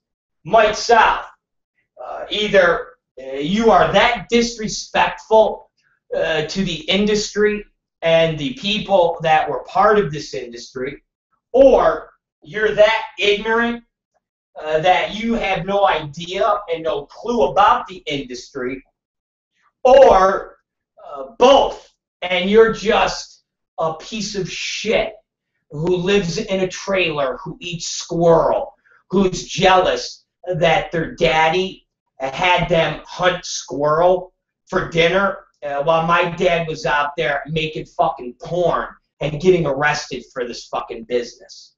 Which one is it, Mike? Which one is it? Okay, you want to help me out? Ladies and gentlemen, when Mike South says my dad was a distributor and retail end for years, I guess what Mike South is fucking neglecting telling people is that he created a company called Zane Brothers. Yes, Zane Brothers. along with my Uncle Chuck Zane. And that was back in 1984. My dad and my uncle took a bust for pimping and pandering. My dad and my uncle were part of the era when you could actually get arrested for making porn. It was right before the Hal Freeman decision came out. And as a matter of fact, Hal Freeman had got busted before my dad and my uncle did. And my dad and my uncle, when they got busted, their lawyers said, listen, the Hal Freeman case is working its way up to the system. Hopefully that gets sorted out and your guys' case will get thrown out. Well, lo and behold, the Hal Freeman case got decided on, made porn legal in California and made it not be pimping and pandering. And so in turn, my dad and my uncle's case was thrown out. Now, when Mike South talks about a distributor retail end, he is a fucking retard, because I would think owning a company called Zane Brothers, which was one of the early starters in the porn business, and it's where Greg Allen and Biff Malibu, who went on to start Anabolic, got their start from. My uncle actually put their stuff out, my dad and my uncle. My dad and my uncle had people like Paul Thomas, Ron Sullivan. All of these people worked for them. Ron Jeremy. All of these people that are either dead or considered legends in the business all worked for my dad and my uncle. Back in the early 80s, a guy who's dead, and don't mean to talk disparaging, but a man by the name of Tommy Sinopoli at one time was running around the valley like a gangster and would tell everybody that he was a big tough gangster. And when my dad and my uncle opened their offices out here, Zane Brothers, people told them that they had to basically pay Tommy Sinopoli and Mike Esposito. They had to pay these guys for the privilege to run a porn company out here. And of course, my dad, who actually is friends with some real people in New York, he made some calls, and these people said, they are nobodies. Go ahead and slap them. While this was going on, Tommy Sinopoli, and he had this big goon called Mitch Herrera, or Herrera. They went and they took baseball bats and they broke apart the Zane Brothers offices when they had a guy by the name of Barry Calfin working there. And his girlfriend, wife at the time, was a porn star named Kelly Richards. This is all 80s stuff that Mike South, I guess, claims that my dad was just a bookstore guy. Yeah, okay. So when news got out that my dad's offices were destroyed and my dad was in New York, my dad said, who the fuck is this? And when they found out that it was Tommy Sinopoli and his crew, my dad knew that was the green light to go and rough these assholes up. So it was one of the ABN shows. And once again, if you want to get historic and actually talk to some people in the business, they will tell you. And it was, I think, VSDA, a matter of fact, or Vegas. I'm not sure which one, but my dad wanted to know what Tommy Sinopoli and Mitch Herrera looked like, because when they seen them, they were going to fucking tune them up. And my dad brought down some crew guys, one of them being an ex-boxer named Leroy Caldwell, who actually beat Trevor Bourbon.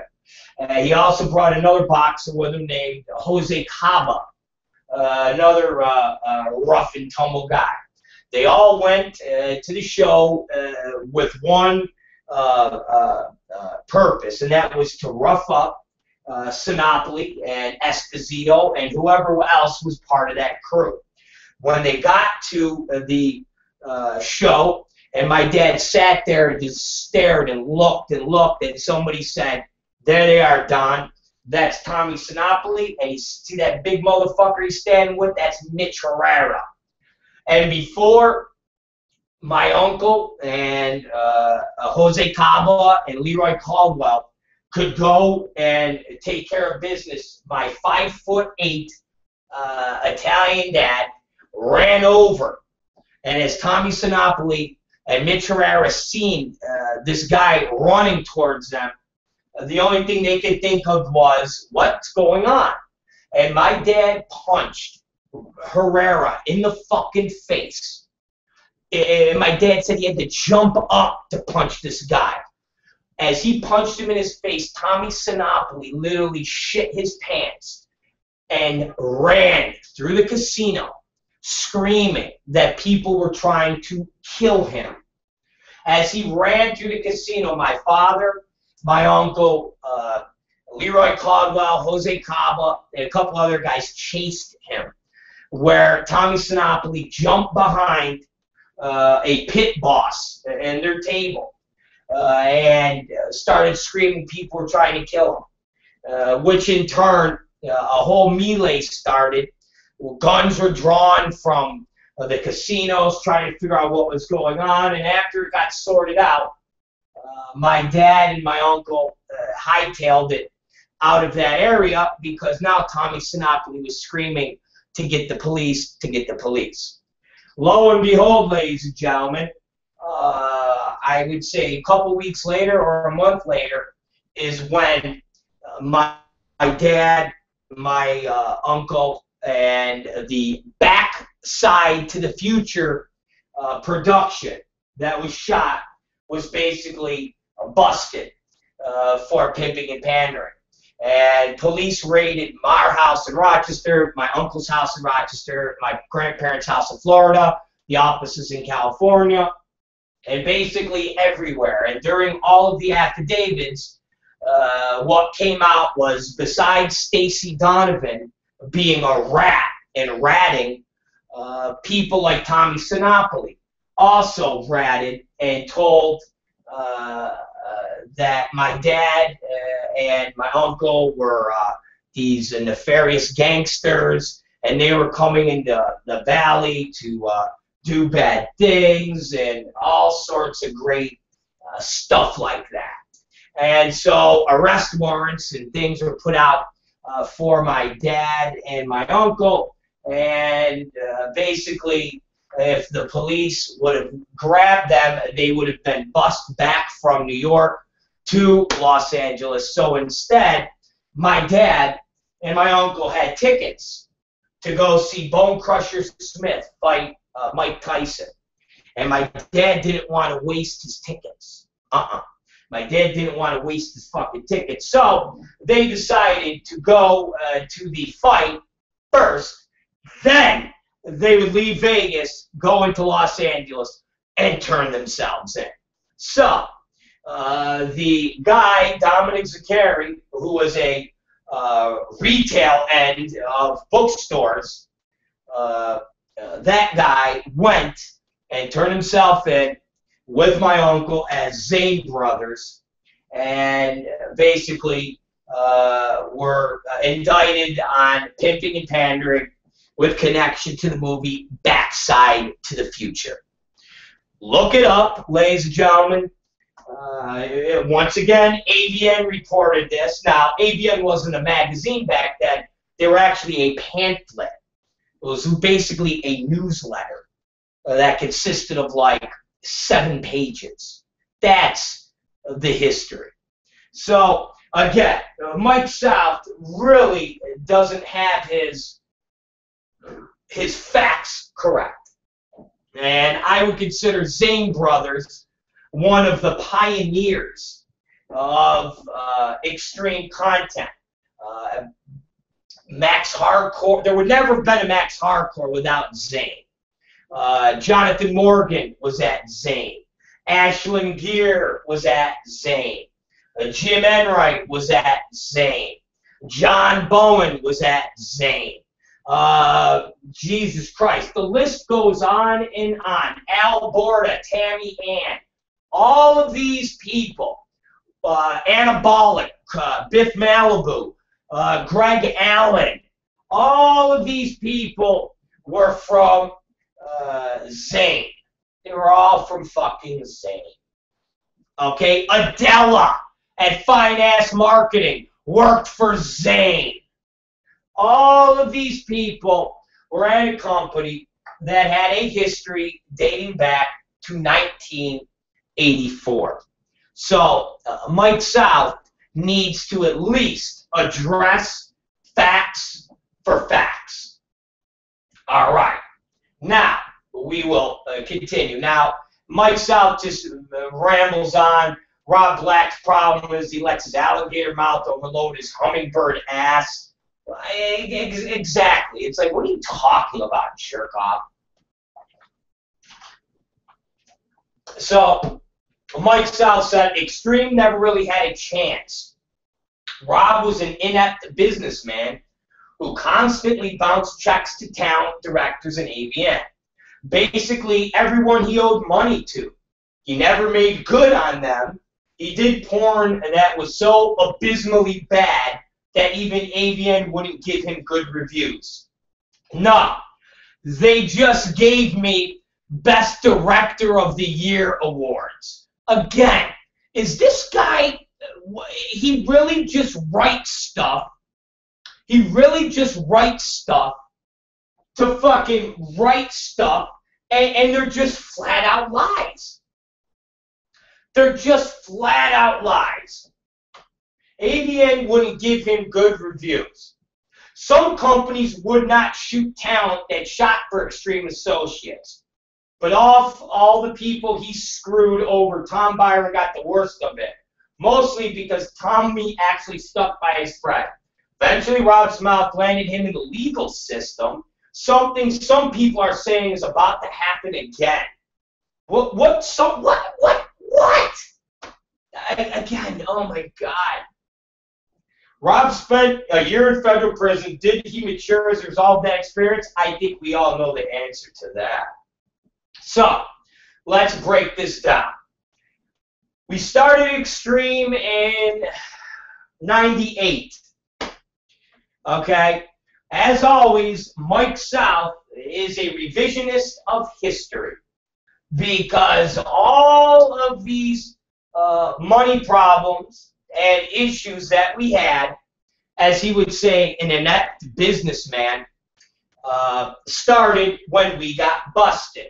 Now, again, when people want to say that AVN wouldn't give us reviews and I didn't pay AVN, can somebody explain to Mike South how XPW was started, which historically everybody knows was the day that I went to a professional wrestling show in Anaheim with Paul Fishbein, Stephen Hirsch, and Darren Roberts. So, if you don't listen to anything that I'm saying as being truthful, can you at least just give me timelines? Can you at least just give me the timeline and the fact that if AVN wasn't doing business with us, how did I go to a professional wrestling event with Paul Fishbein, Steve Hirsch, and Darren Roberts? Can anybody explain that? We started the foil craze. We did over 150 boxes with foil. The foil was extremely expensive, $1 a VHS box. And we would never have been able to do these boxes if nobody would do business with us and nobody would get paid. But I guess the foil revolution was something I guess Mike South dismissed. Again, the guy is beyond a fucking retard when it comes to a timeline. And the guy is so desperate to try to make me be something that he wishes would have been true in his mind. But the fact of the matter is, 98, 99, 2000, 2001, 2002, and 2003 is when our lives basically became unraveled. When I got indicted and I had to lay out hundreds of thousands of dollars for a court case, that is when all of the financial woes happened. Okay, when I was under investigation, basically 2002 is when the whole fucking ball of wax started to fucking unravel. Now, prior to all that, we were the biggest thing in the adult business. We were fucking buddy-buddy with fucking everybody. We were on top of the game, okay? I've sat here and explained to nauseam the exact bullshit that Mike South tries to bring up as an example, as far as, well, they didn't pay the replicator. And the person he's talking about is Louis Perino Jr., who tried to fuck us on replication and giving us bad VHS tape. And when we found out about it, and I said, I ain't paying you, and he said he was going to blow my office up and kill me, I said, come down, bitch.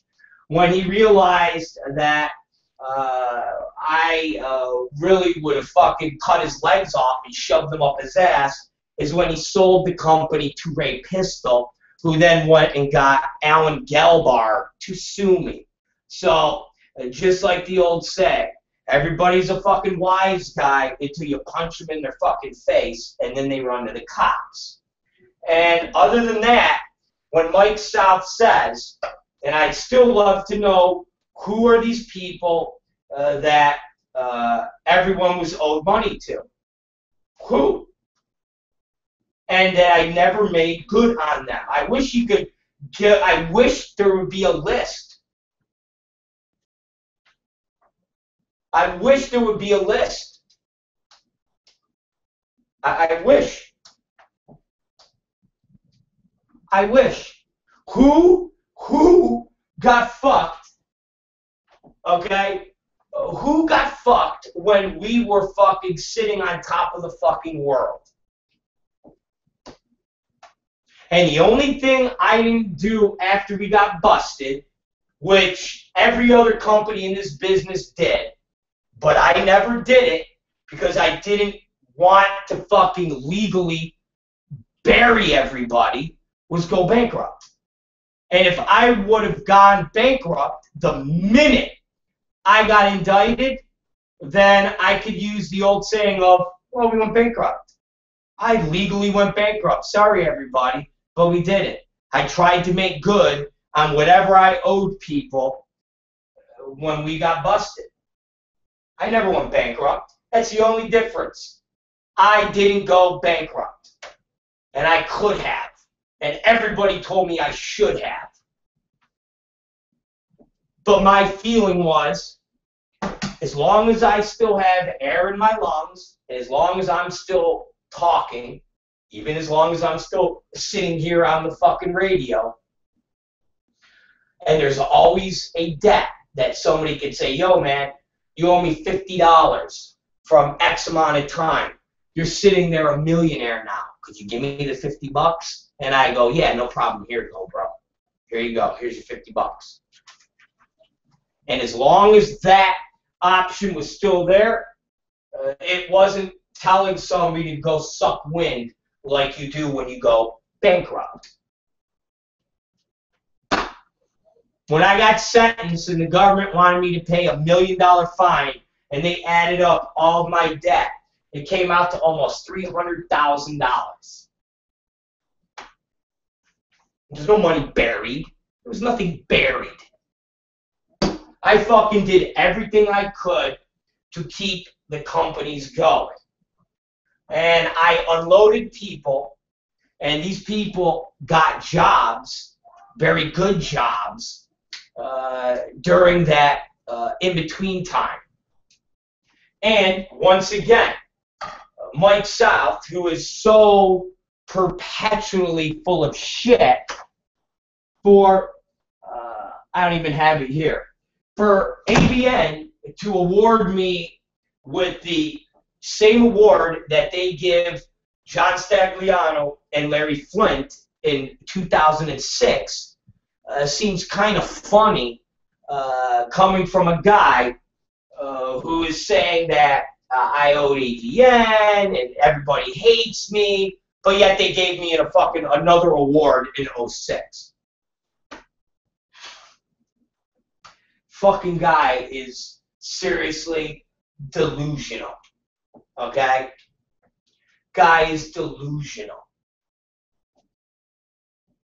The fact that I made abysmal movies, just miscreants alone blows them out of the water.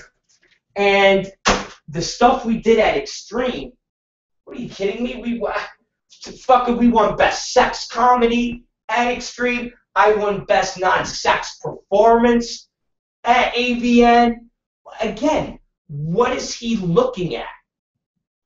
He basically takes chunks of facts, erases all of these facts, and then puts in his own information.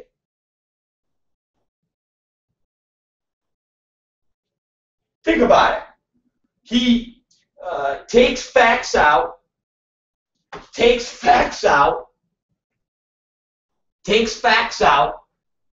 bottles up what he wants, and then spews that out to everybody. How, and people listen, okay? There's like 3 or 4 fucking people that will go, oh yeah, yeah, oh yeah, that's, yeah, okay, I get it. That's so plausible. That's so plausible, Mike.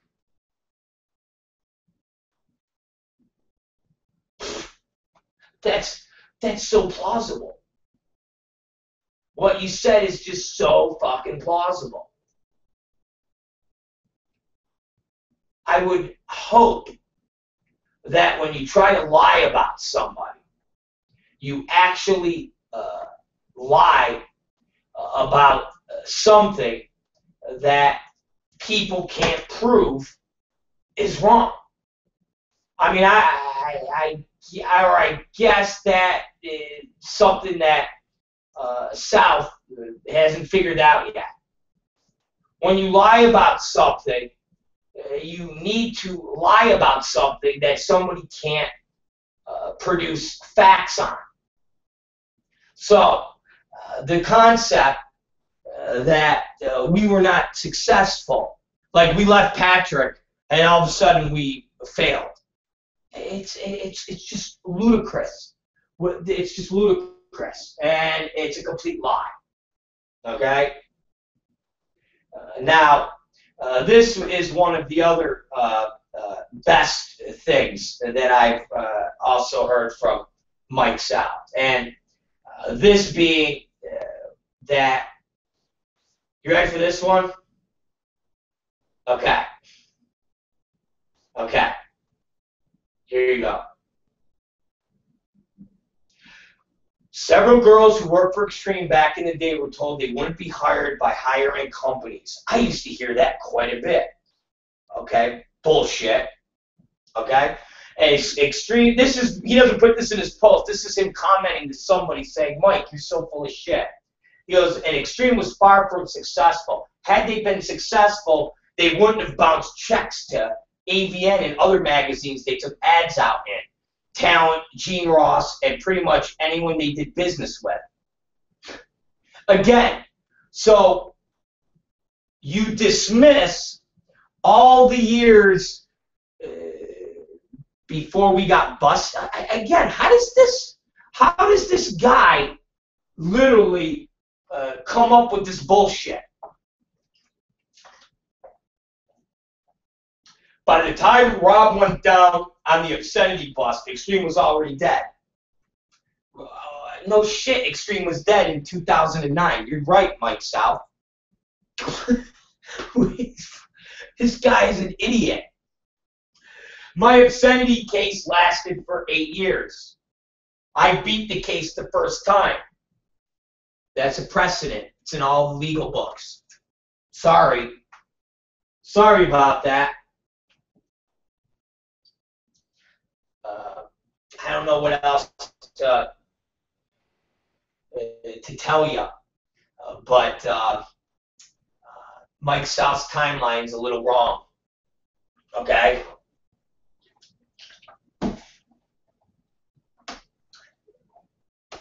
Again, little people say I write shit that isn't true. People say I say things that are lies. How do you come up with this? Extreme was far from successful. Had they been successful, they wouldn't have bounced checks for ads and talent and Gene Ross, and they pretty much anyone they did business with. Again, lies. By the time Rob went down on the obscenity bus, Extreme was already dead. Yes, you're right. Extreme was officially done in 2007 or 2008. Whenever the exact year was that I sold Evolution Erotica to Frank Kretzky, and Tom Byron went along with the package, and they started Tom Byron Pictures, which I guess Mike South either. No, I guess nobody has the recollection of Tom Byron making $10,000 a movie for Frank Kretzky and Tom Byron Pictures and Evolution Distribution. I guess that never happened either. I guess Tom Byron was never with Sonny Lane either, and they lived it up like rock stars for the fucking however long they were together. I definitely know I got pictures from them watching Alicia Keys play the fucking New York, New York song with Jay-Z in Manhattan. I know when I was in jail, I was watching Tom Byron hanging out at Yankee Angel games with Raj T. Pipe and Sarah Vandella. I know I saw Tom Byron eating dinner at Spark Steakhouse with Sonny Lane, which is about a $500 meal. I know I seen that. Maybe I'm a little fucked up, but I know I seen that, Mike South.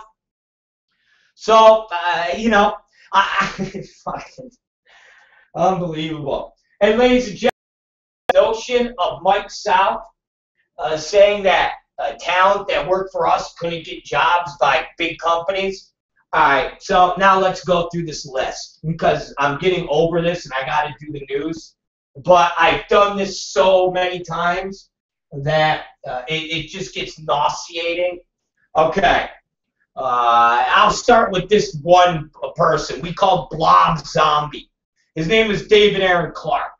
Now, if you go on to Evil Angel web sites or anybody associated with Evil Angel, I even think Dana D'Armand or Dia Vasfoli, one of them, talked about their inspiration as a director, and they listed David Aaron Clark as one of their, like, you know, influences. When David Aaron Clark died, John Stagliano and Christian Mann did like these eulogies about how David Aaron Clark was this great visionary mind and this great guy. Now let me explain to you. David Aaron Clark was a writer for Screw Magazine and for a magazine called Spectator in San Francisco. And David Aaron Clark always wanted to be a director. But nobody would give him an opportunity because he was fat, smelled, and had a personality that you wanted to punch in his face when he opened his mouth. Okay? But, as always, I saw something in him that amused me. I saw something in him that I thought could actually be successful. So guess what? I gave him a job. Not Evil Angel, not Sin City, not Elegant Angel, but Rob Black. And he made 2 movies for us, Asian Atrix 1 and Asian Atrix 2. And I even let him get a blowjob and a bunch of blowjob scenes for cock smokers because he was so hard up to get his dick sucked by a girl. And he did our PR. I eventually fired him because he was so fucking annoying, and he did some shit when he was shooting that was fucked up, and to go into it is too long and boring, but we fired him. That person eventually went on to be the hero of Evil Angel. So I guess him working and getting his start with Rob Black at Extreme Associates, you know, when we were broke and destitute and nobody would work with us. That era sure didn't deter John Stagliano and Christian Mann from giving him a job. We'll move on to another person, a guy by the name of Thomas Zupko. Thomas Zupko started with Evil Angel after I turned him down. John Stagliano fired him. I then hired Thomas Zupko after Tim Conley said you should give the kid another chance. I hired him, and he made movies like Ass Clowns. He made movies like Days of Horror. He made these classic movies. He then became so engrossed in alcohol that I couldn't deal with him anymore, so we got rid of him. Well, guess where he wound up? Oh my God, Elegant Angel, where he created the lines, big wet asses, big wet tits, and had William H. as his underling grunt boy, which he taught to shoot. The guy, Carlos D., that's at Elegant Angel, same thing. He was nothing more than a guy who made boxes that Zupko taught the ins and outs. And Carlos D. actually did boxes for us for a little period of time. And to this day, the line Big Wet Asses is currently sold by William H. over at Jules Jordan. So I guess Thomas Zupko and Thomas Zupko creating movies for Elegant Angel, the fact that he worked for the big bad broke and the company nobody liked, Rob Black, didn't stop Thomas Zupko. Oh, I forgot. Francesca Lay. Yes, everybody's MILF of the year. Francesca Lay. Now, she's an interesting one. Francesca Lay used to be an anabolic speed freak butt slut. And then she got out of the business because the methamphetamine was going to destroy her. Well, we somehow seen her at a party or something. Her and Tom Byron started banging. And lo and behold, I asked her if she knew or ever thought about doing sales. And she said, well, Rob, I don't know how to do sales. And I said, well, we have the #1 product in the business. I'll just teach you everything you need to know about the characteristics of these people that own these companies. And guess what, ladies and gentlemen? Francesca Lay, Erica, was our sales girl. And then I said, you know what, Erica, did you ever think about shooting? I know you're into bondage. I know you're into that stuff. She goes, I've never shot before. And I said, really? I said, well, I could teach you how to shoot, and I could send you out with Luciano, and Luciano can be your camera guy. And lo and behold, Francesca Lay directed 4 movies for Extreme. And lo and behold, after her and Tom Byron broke up, she got upset, hooked up with Mark Wood, and because I didn't like Mark Wood, she couldn't handle the fact that I didn't like her new boyfriend, so she quit. Now, yes, that same Francesca Lay is MILF of the Year and is the big shot director at Evil Angel with Mark Wood. Yeah, I know. I guess her extreme time in the big, broke, horrible company sure did fucking pollute her. Oh, wait a minute. I forgot. Michael Stefano, a.k.a. Luciano, a.k.a. Red Light District. I forgot, ladies and gentlemen. Yes, after Dion Garuso was with Elegant Angel, after Greg Elves and Rob Black and Tom Byron and Van Damage, and we all left Pat, he had Dion Garuso running his business. Now, you never really know exactly what the true story was about that, but Dion Garuso left. And when Dion Garuso left, he decided to poach all these directors from all these different companies. He poached people from Anabolic, but the main people he poached were Extreme associate players, mainly a guy by the name of Luciano, who then changed his name to Michael Stefano. And him and his wife, Jewel Denial, created Red Light District with Dion and then branched off under the same company banner and created a line called Platinum X. You all heard the Platinum X story. Jewel Denial had her dad work there and her mom Bella get fucked in the ass there. Yes, they were all from the Extreme Associates. And on top of that, the year that Michael Stefano, a.k.a. Luciano, left Extreme, I'm sorry, I think he won Male Performer of the Year. Wow! And AVN had him on the cover of their magazine. Damn.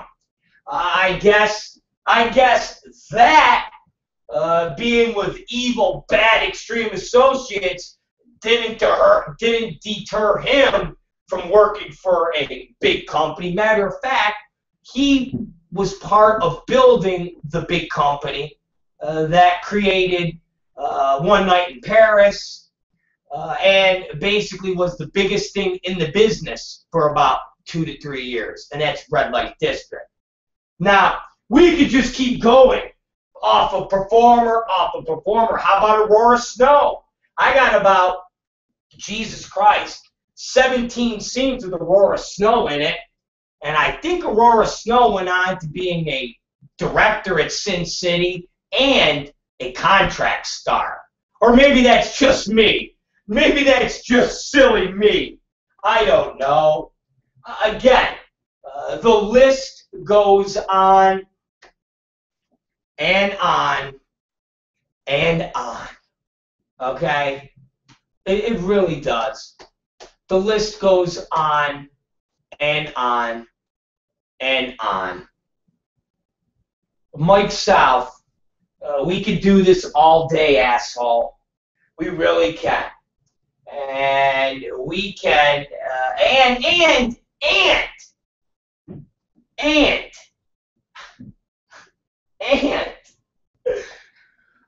this leap that everybody seems to think that Tom Byron has been with me since 2000 and whatever.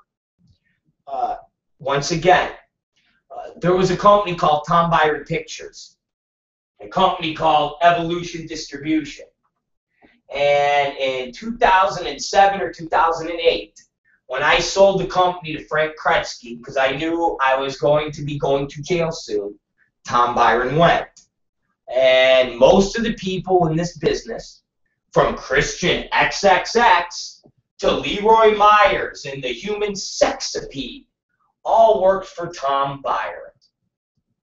Now, this blacklisted and all of these things, from Rob Black in 2003 to Rob Black in 2014, how do you fucking somehow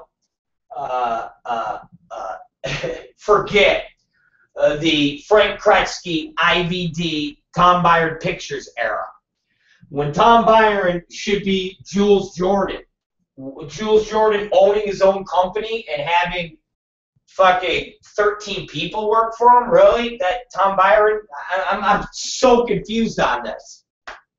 Now, I know Tom Byron had a company that was called Tom Byron Pictures, and he was making a ton of money. And then Adam Hasner came in and basically cut every single one of his budgets. And when Tom Byron said, hey, Adam, I can't afford to live in the house that's on Tennyson Place anymore that everybody in the adult business is shot at, Adam Hasner said, I guess you're going to have to find another place to live. Oh, yeah. I forgot about Mike South. Now, I don't know if you either know that news or you just elected not to know it. But that goes for the Bill Margolds and everybody else. Okay? Why don't you count up how many movies Tom Byron Pictures made? Okay? Why don't you add up how many movies Tom Byron Pictures made?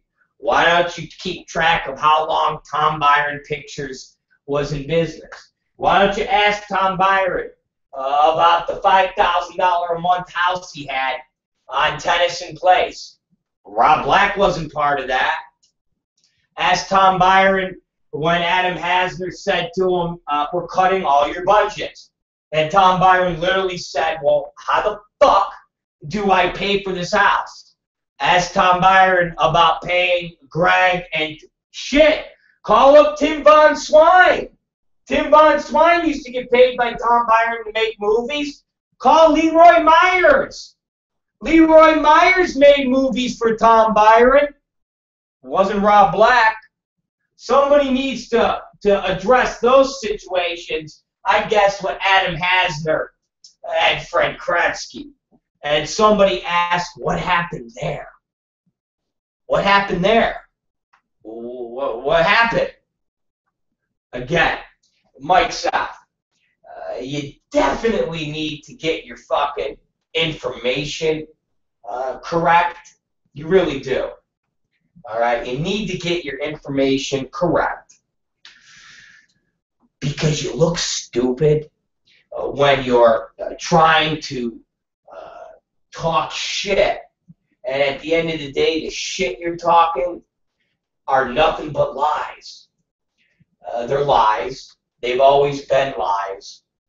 And once again, you're so heartbroken that Rob Black in 2014 is somebody that everybody listens to, everybody reads, and I'm still the most talked about thing in the industry, and I got your ass fired. Sorry. So, with that being said, we're going to get on some news that we can use. I'm done with Mikey South right now. This is a nice little story that Tom Byron can put together now.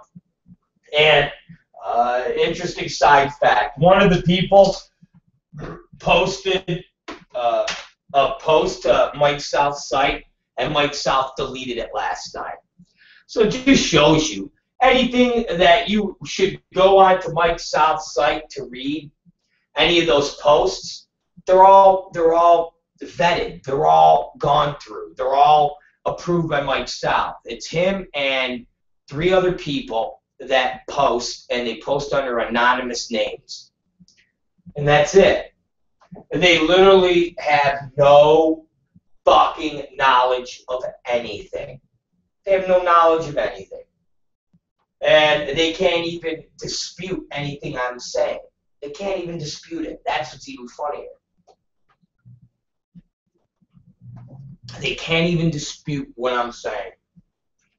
Fucking jerk-offs. So let's talk to beautiful Katie Summers right now. We're already eating into her time like a fucking cancer. Like Mike South and the cancer that I wish you would just get and die. I'm praying for you. Chris Mann. Chris Mann, I'm praying for you, man. I'm praying for you every day for that fucking cancer to leave your body and into Mike South. Every day, bro. I'm praying for you. Every day. I'm praying for you. I'm praying for you. Katie Summers, my beautiful girlfriend. I know we're a little late, but we went a little long with the corrections to the Mike South bullshit.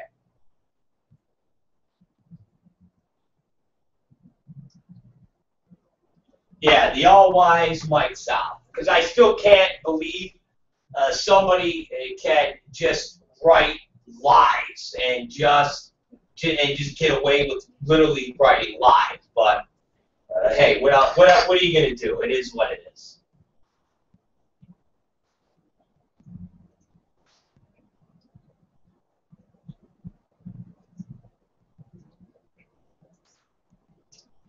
Definitely. So, all right, Katie Summers, we are here with the news that we can use. You are beautiful, and give us the news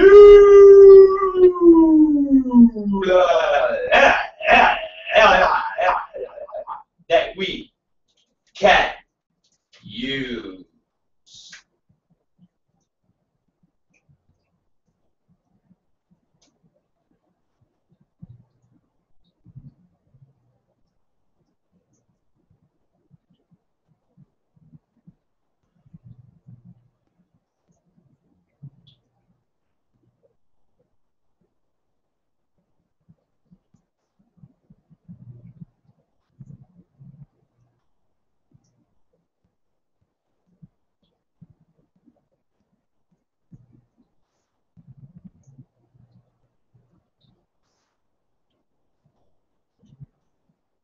The hookup truck. That's really bizarre.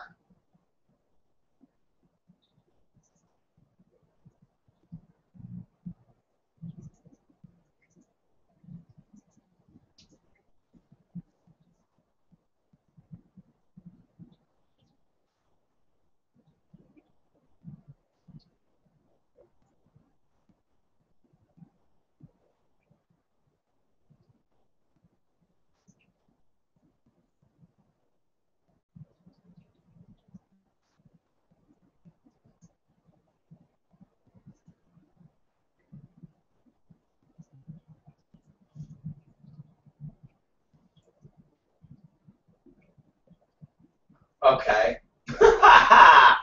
But hey, and where the fuck is this gonna be?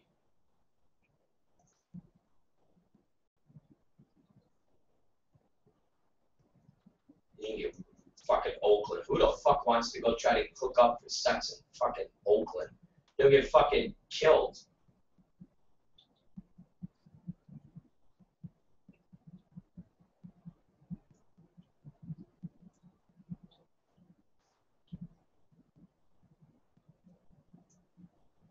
Yeah, they're definitely anything in fucking anything in Anything in Oakland's fucking frightening. Very frightening.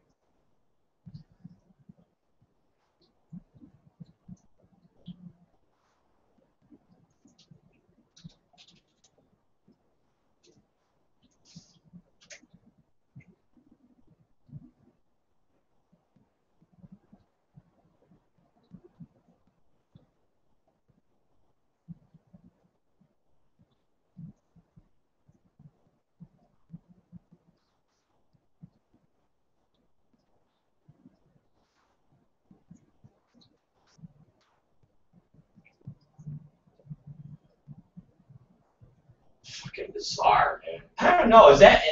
Jesus. I wonder if that's even like really legal.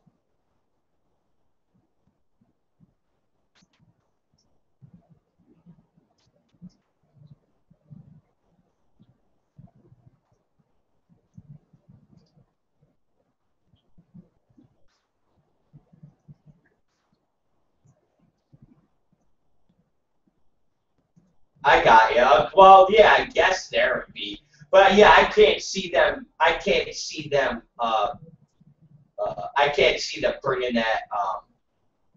I can't see them bringing that out to Los Angeles. I don't know, man. I can't see them bringing it. I guess anywhere out of California. How's that?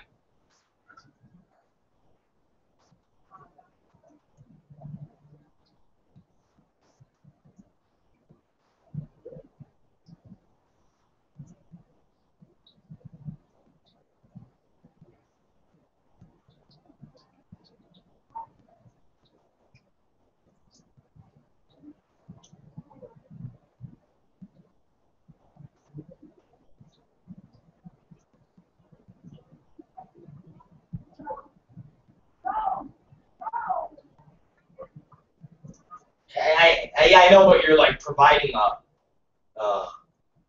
Man, I don't know. You're like.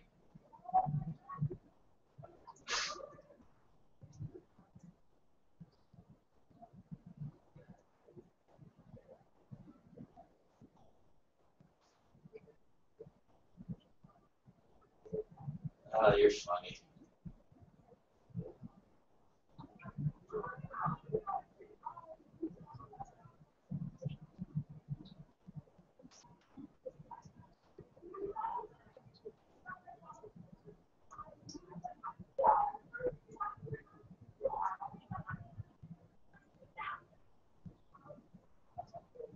Okay, so you got meningitis that's kicking around at the University of Hartford. Okay, so what's going to happen there? You get meningitis.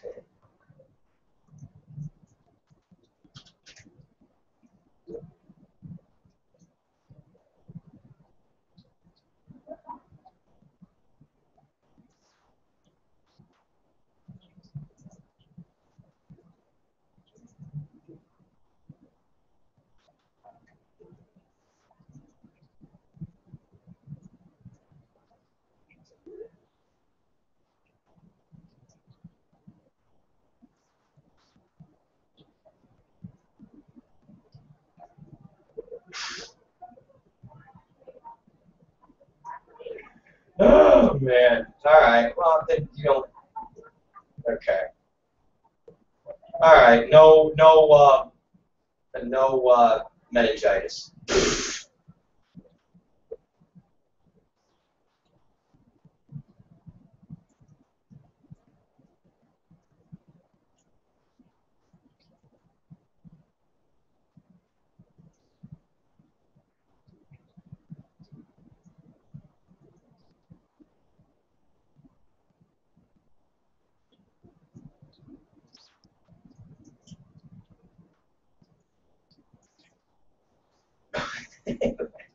What?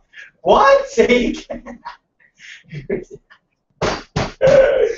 All right. Say it again.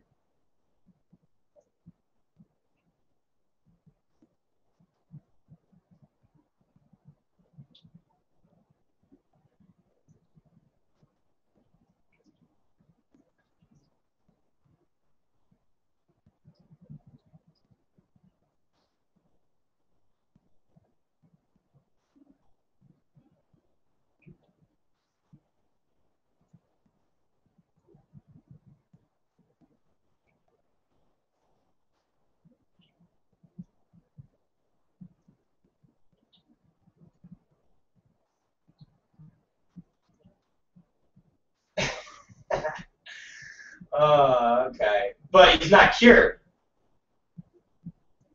Well, I know, but that's what I'm saying. He's still fucking diseased. There's nothing. He still has it.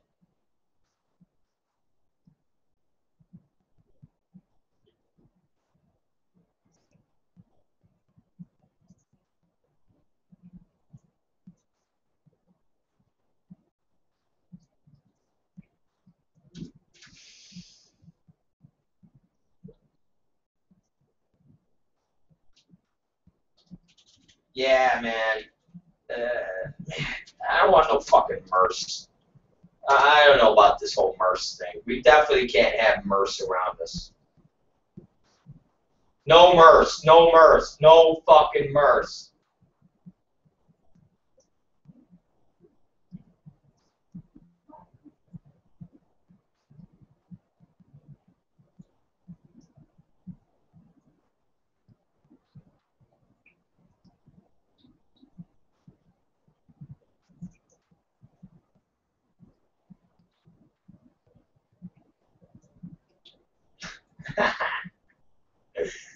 All right.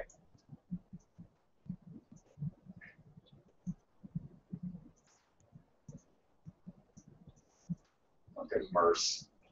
What a bizarre fucking. Yeah, it's just bizarre. MERS. This is bizarre. Nobody wants MERS.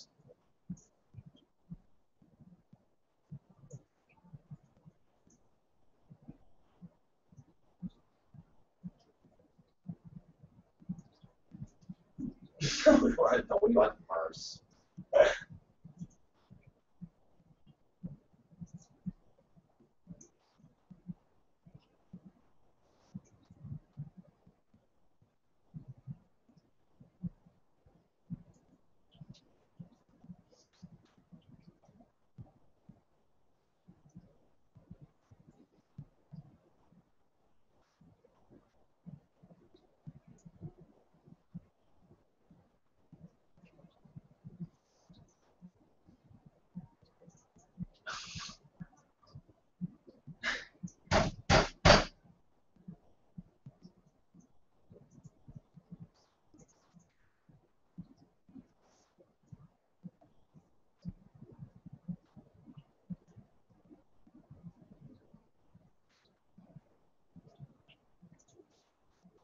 You know something? I got to tell you something, Kate. Your concept, that's a pretty good concept.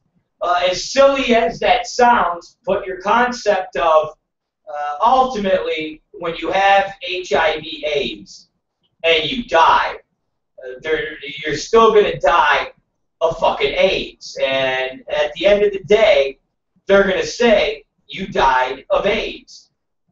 They're not going to say you died of a fucking heart attack. They're going to say you died of fucking AIDS. And I never thought about it like that. That's a really good observation. Then no matter what you want to say or talk about you having a low viral load, ultimately, what's going to be written on your fucking tombstone or on your death certificate is, here's so-and-so, and they died of complications of AIDS. And that's it. And that's a pretty good statement. I gotta give you that. Pretty profound. Pretty profound. You're just fucking a pretty profound girl.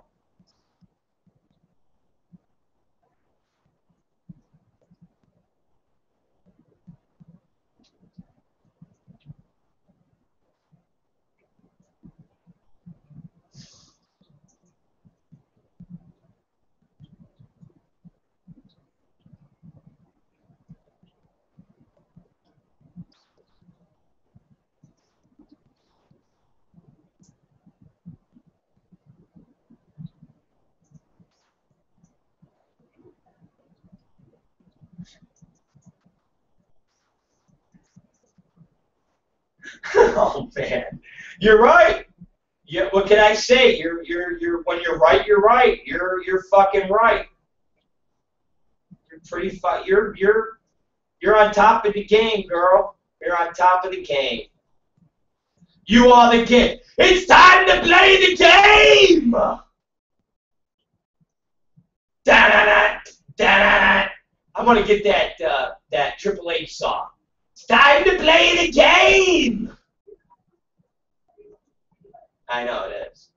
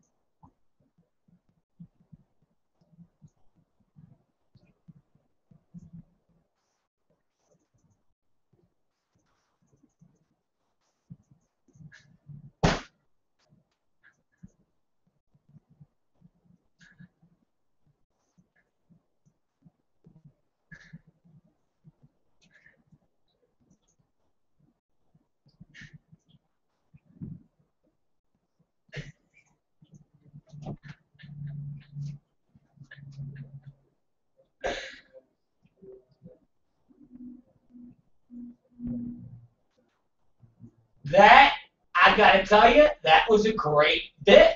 That was a phenomenal bit. Russell Brand. Oh, I can't even comment on that. It's awesome. You did a great job. Give you another story. That was, I don't know. I can't top that with a comment.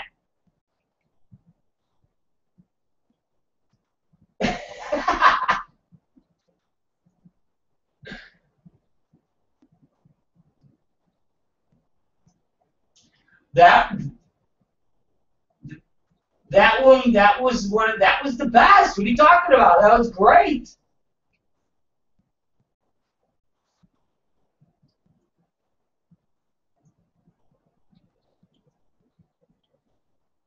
Yeah, give it to me.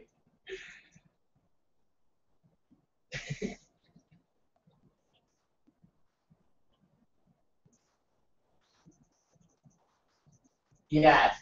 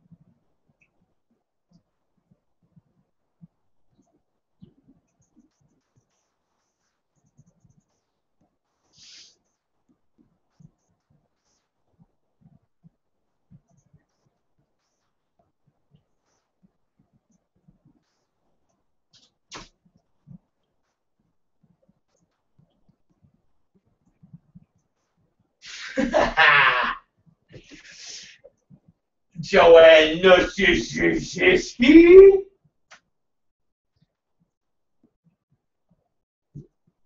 Joanne.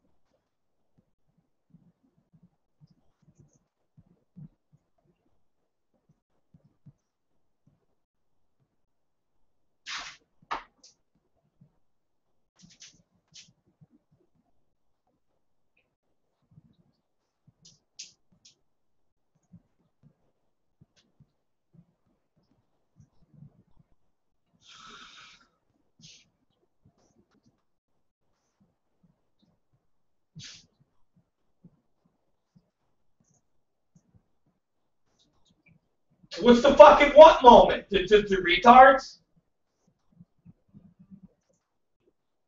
Alright.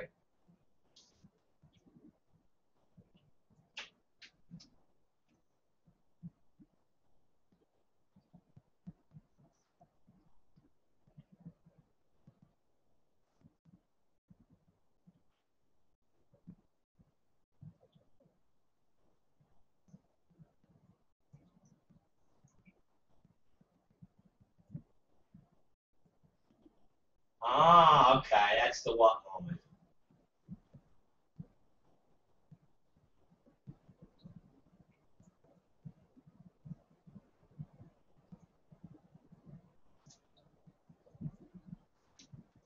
I get it.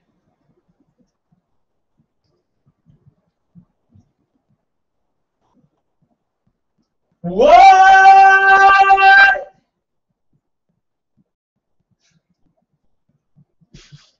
What?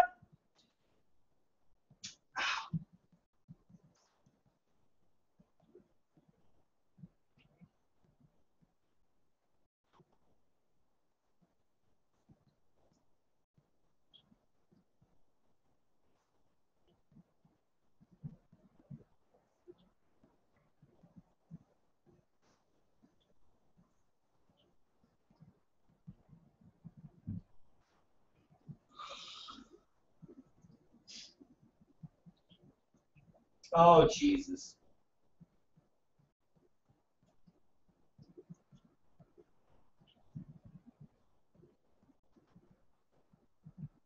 Oh, Jesus.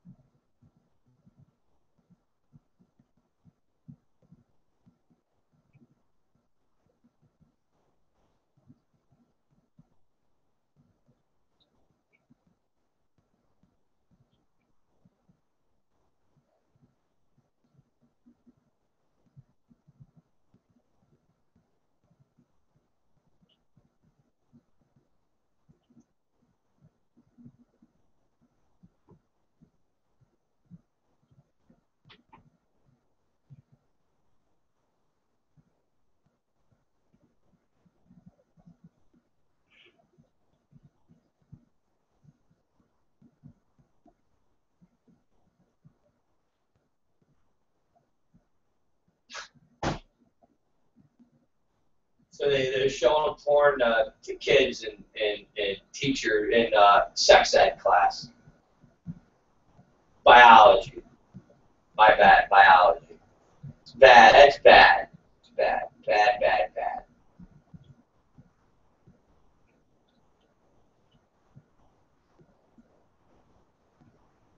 Yeah. Kansas City sucks.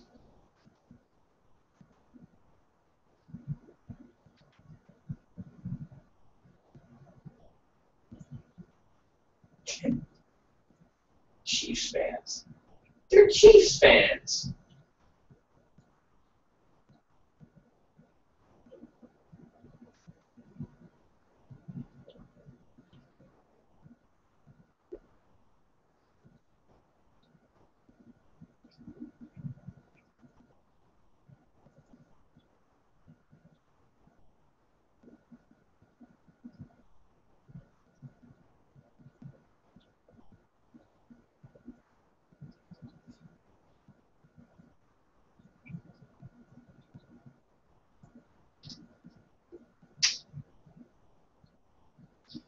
Definitely something crazy always happens in Florida.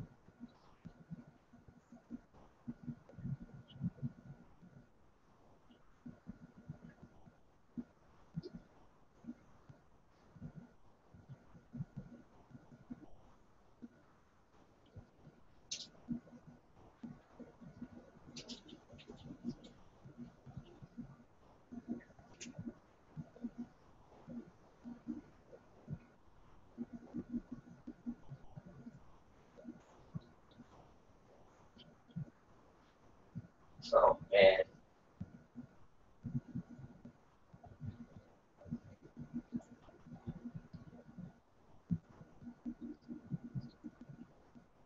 Oh, Jesus.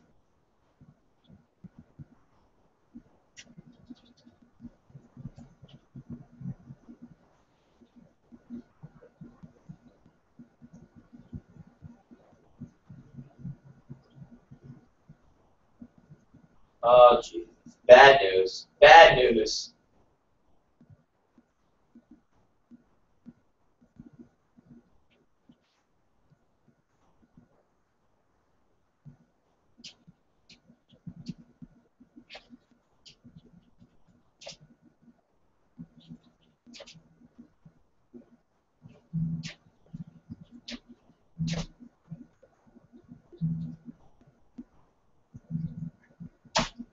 Oh, Jesus.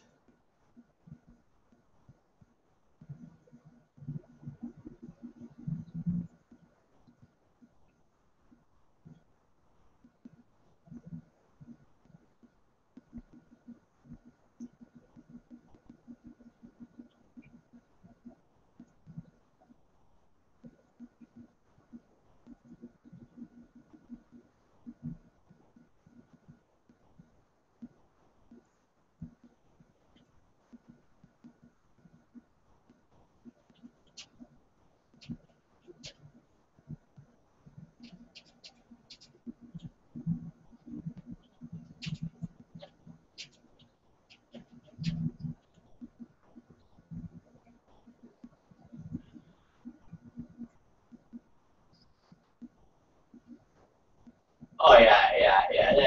Nothing, listen, nothing good ever comes out of sending pictures of your dick. And mainly to a 16-year-old kid. So that's just bad. That's just bad news.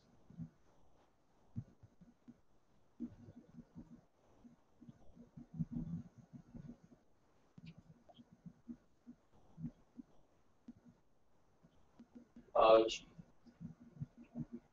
oh, Jesus.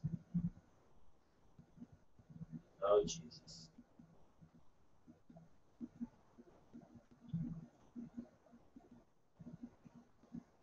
All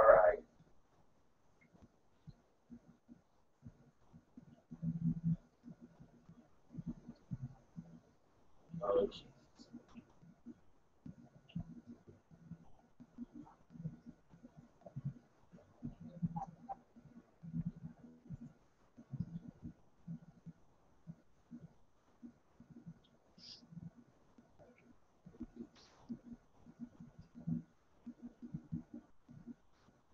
oh, Jesus.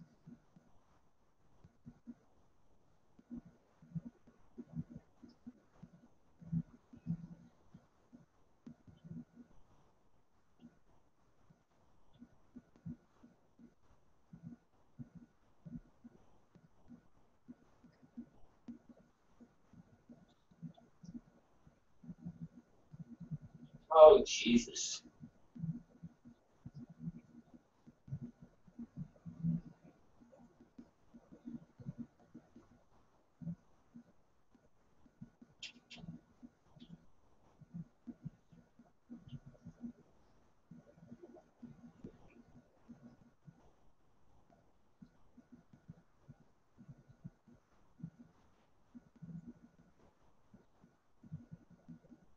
Wow.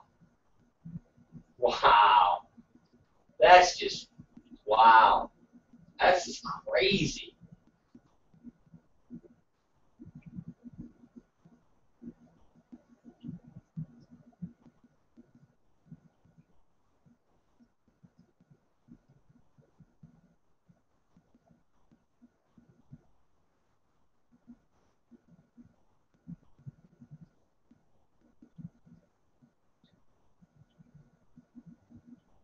Man, that is crazy. And what state was that in? Wow. Fucking Texas. What the fuck? Fucking whether it's Texas or it's Florida, there's always some bizarre, half-assed, fucking creepy thing that comes out of there, man. Seriously, it's fucking weird.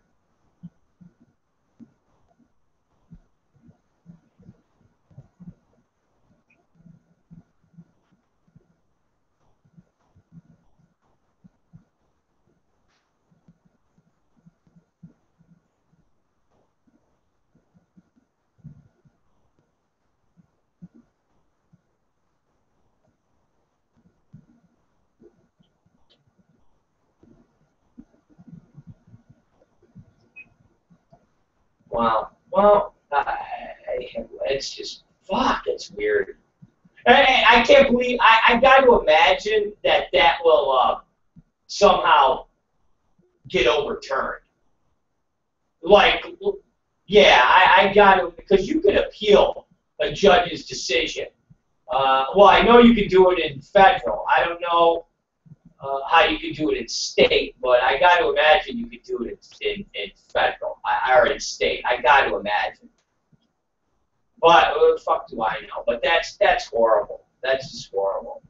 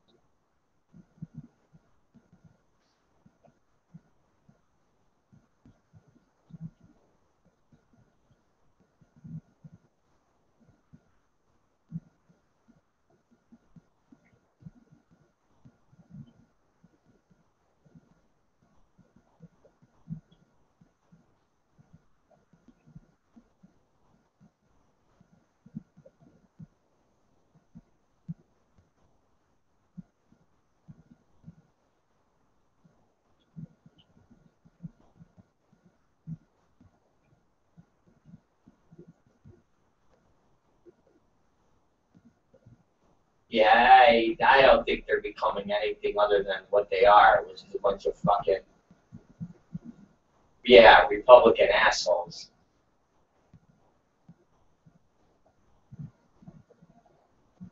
I'm always down for a little anti-Semite shit.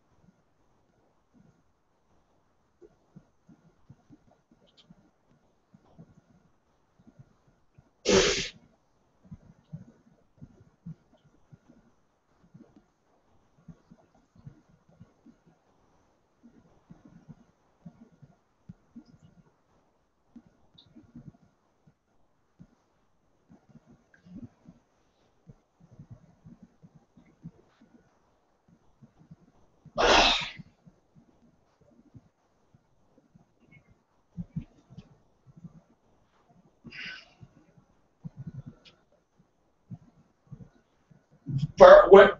Yeah.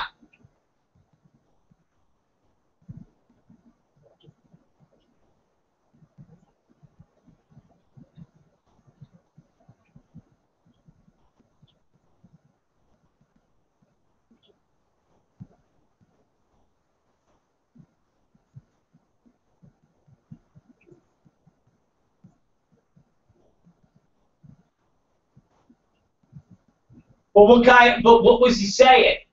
Like any? Oh. Oh, okay. Well, then that's no fun. Yeah. Okay, it's like, oh, the guy's saying bad Jewy things, anti-Semitic things. Well, what's he saying? Just bad things.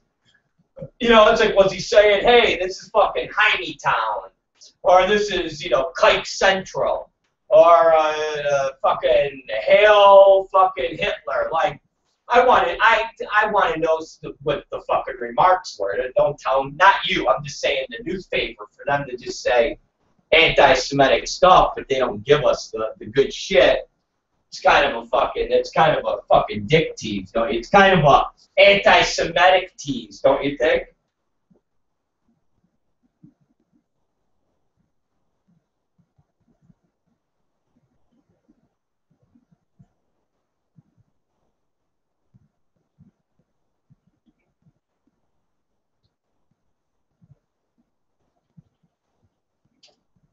Yeah, that's bullshit.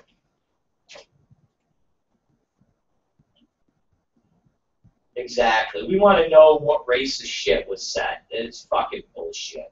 Oh, don't fucking hold out on us. Don't fucking do that. We want to know the racist shit. We want the action. We want to hear that good shit.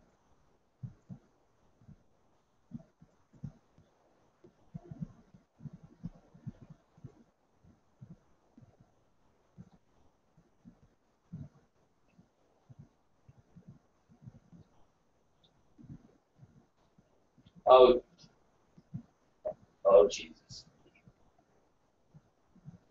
Oh,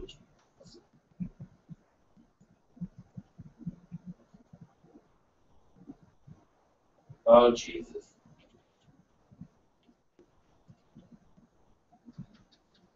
Hinduism. I,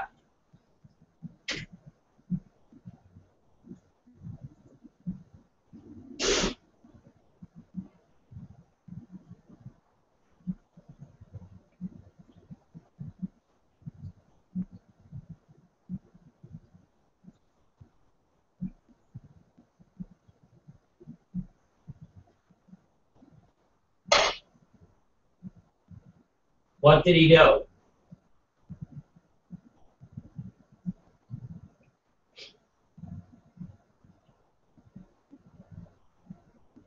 He had a rooster tied to his dick.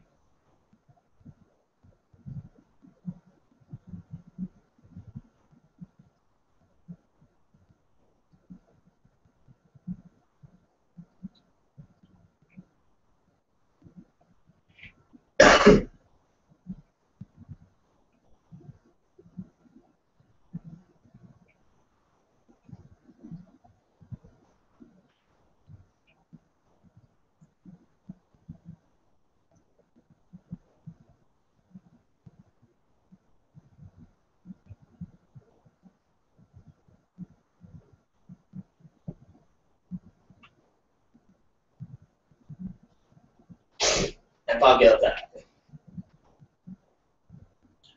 That man was found guilty.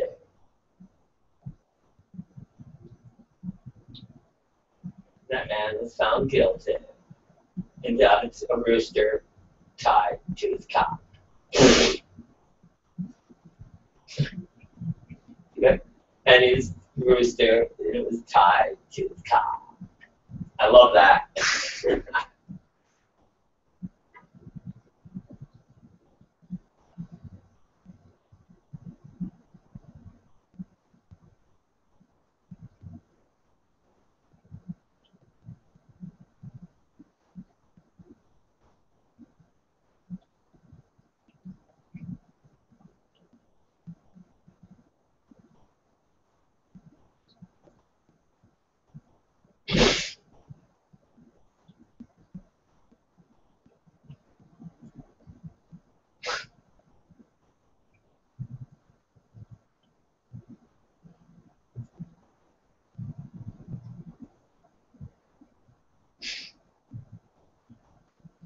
I don't even know. I don't even know what you're fucking saying, but it's that bizarre. I'm queer. I'm white. I'm Jewish.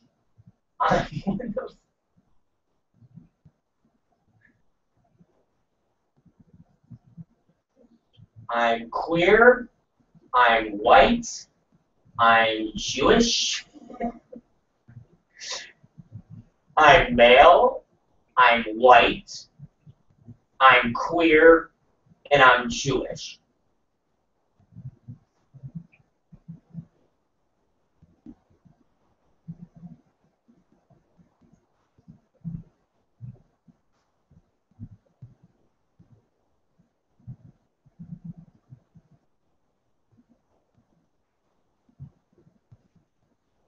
You know he's gay. He's gay.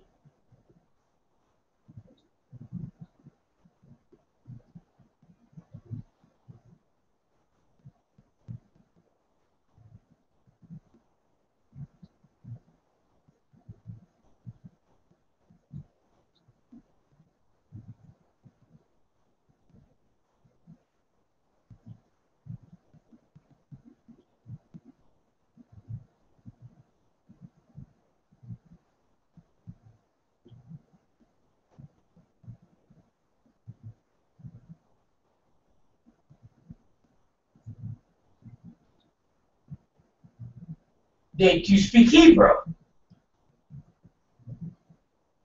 Yes.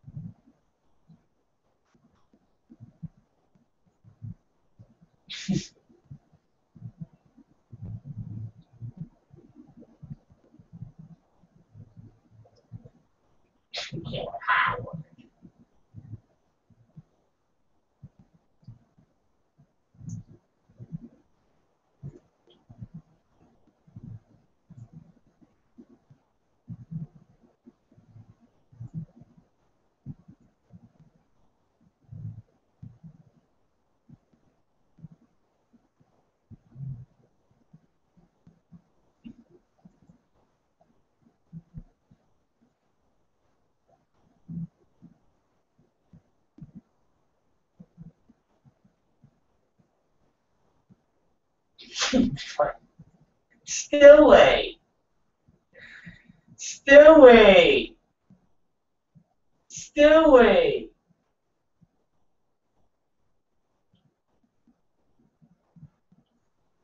Of all time?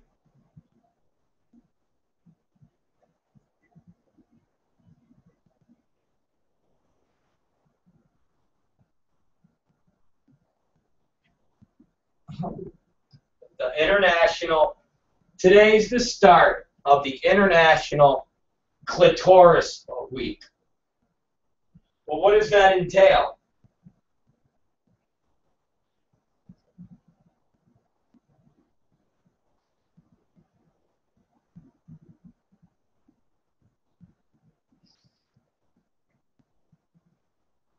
Oh my God.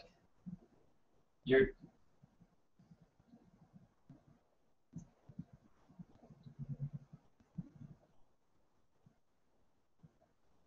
Wow. You definitely are you're just out of control.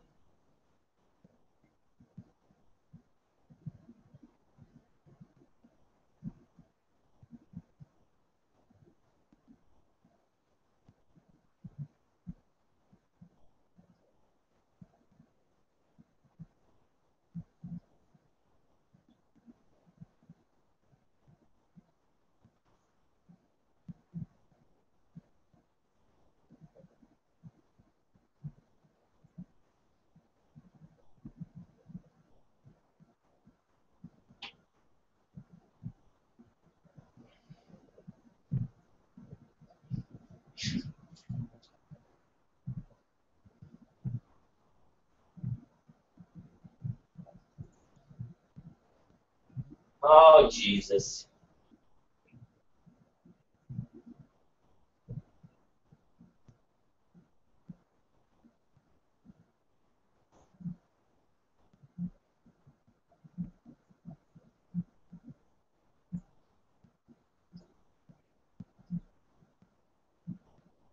Oh, Jesus. Oh, Jesus. Oh, God. Oh, Jesus.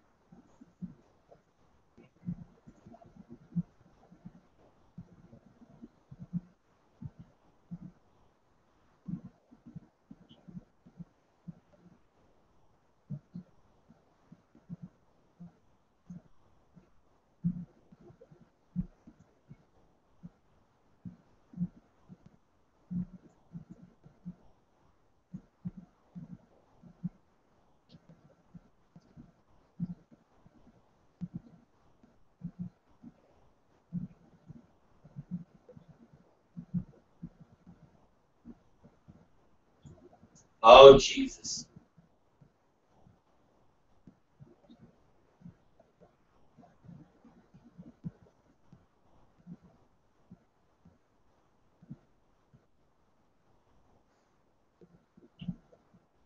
Wow.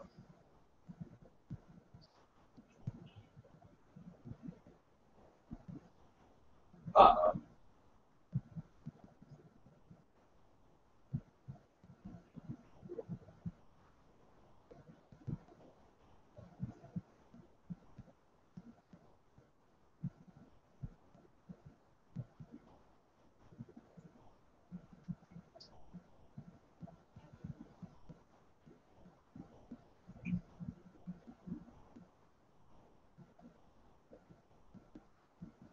All right. Well, I'm down. I'm digging it. How long does the clitoris party last for?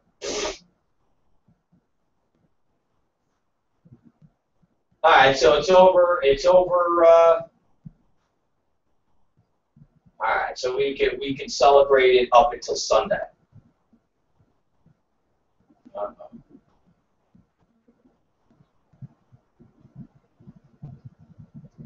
oh, Jesus.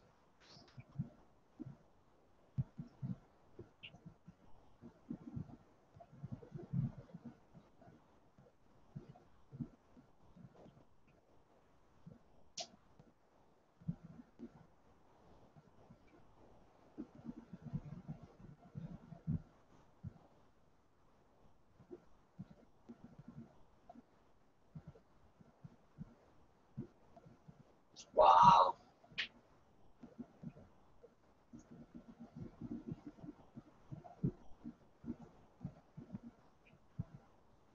You do what?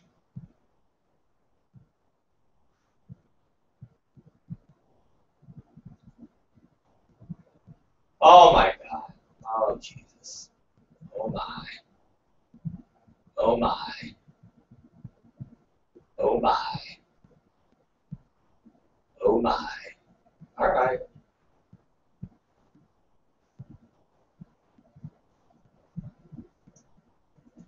Yeah, I love fucking history.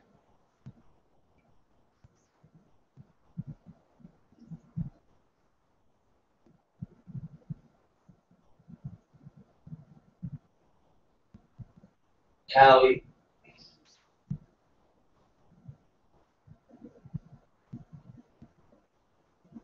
hell yeah. Single fucking de Mayo. Cinco fucking de Mayo.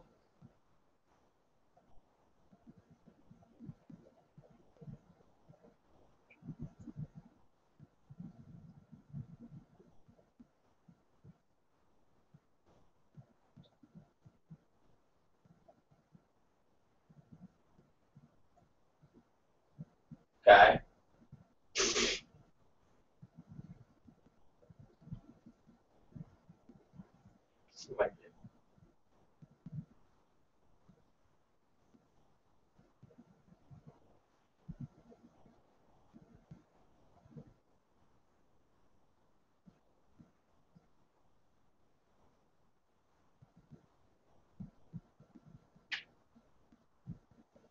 Okay, I'm with you there.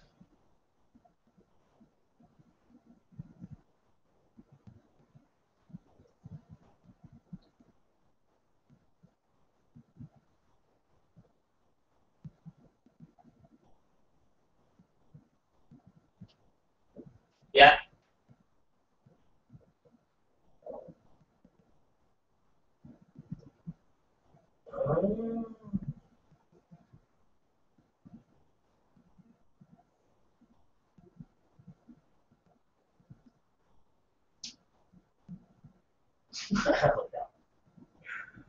I, um, I don't know exactly. Yeah, it was something like he was like a something. I don't fucking know. Something. It's something. The movement. That's what he was. Part of the movement. Yeah. I don't know anything about the IRA. I'm clueless about the IRA.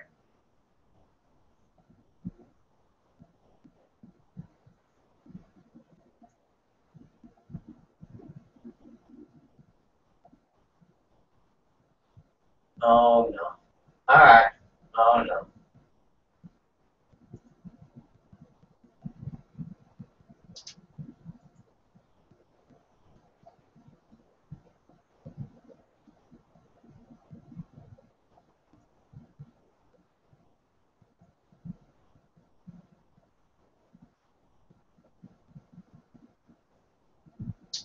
Oh really?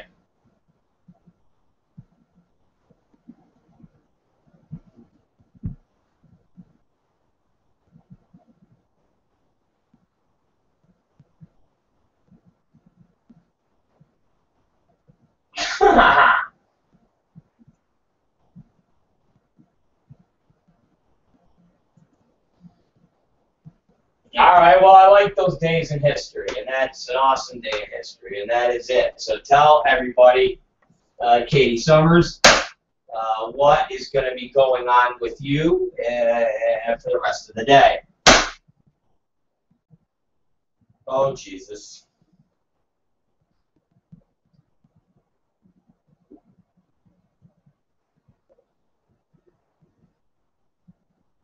Okay.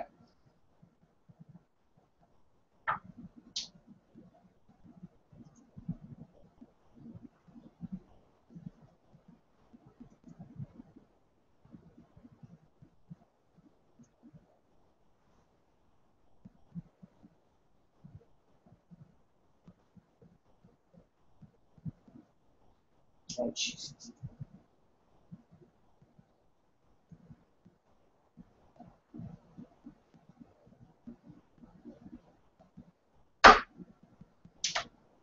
That's a bizarre, that's a bizarre. What school was this?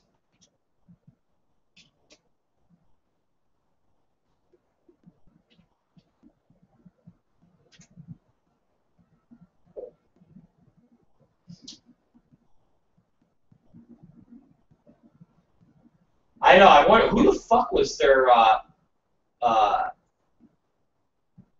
man. Who the fuck is like who the fuck is their teacher?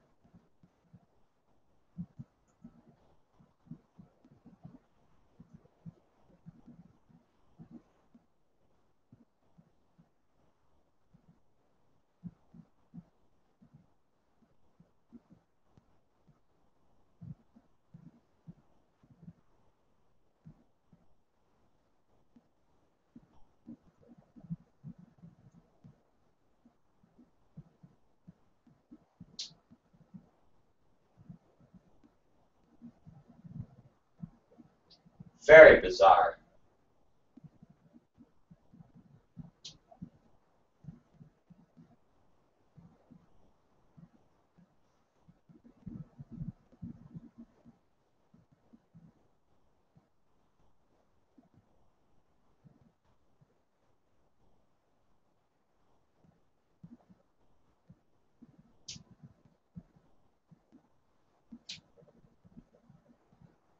Very bizarre.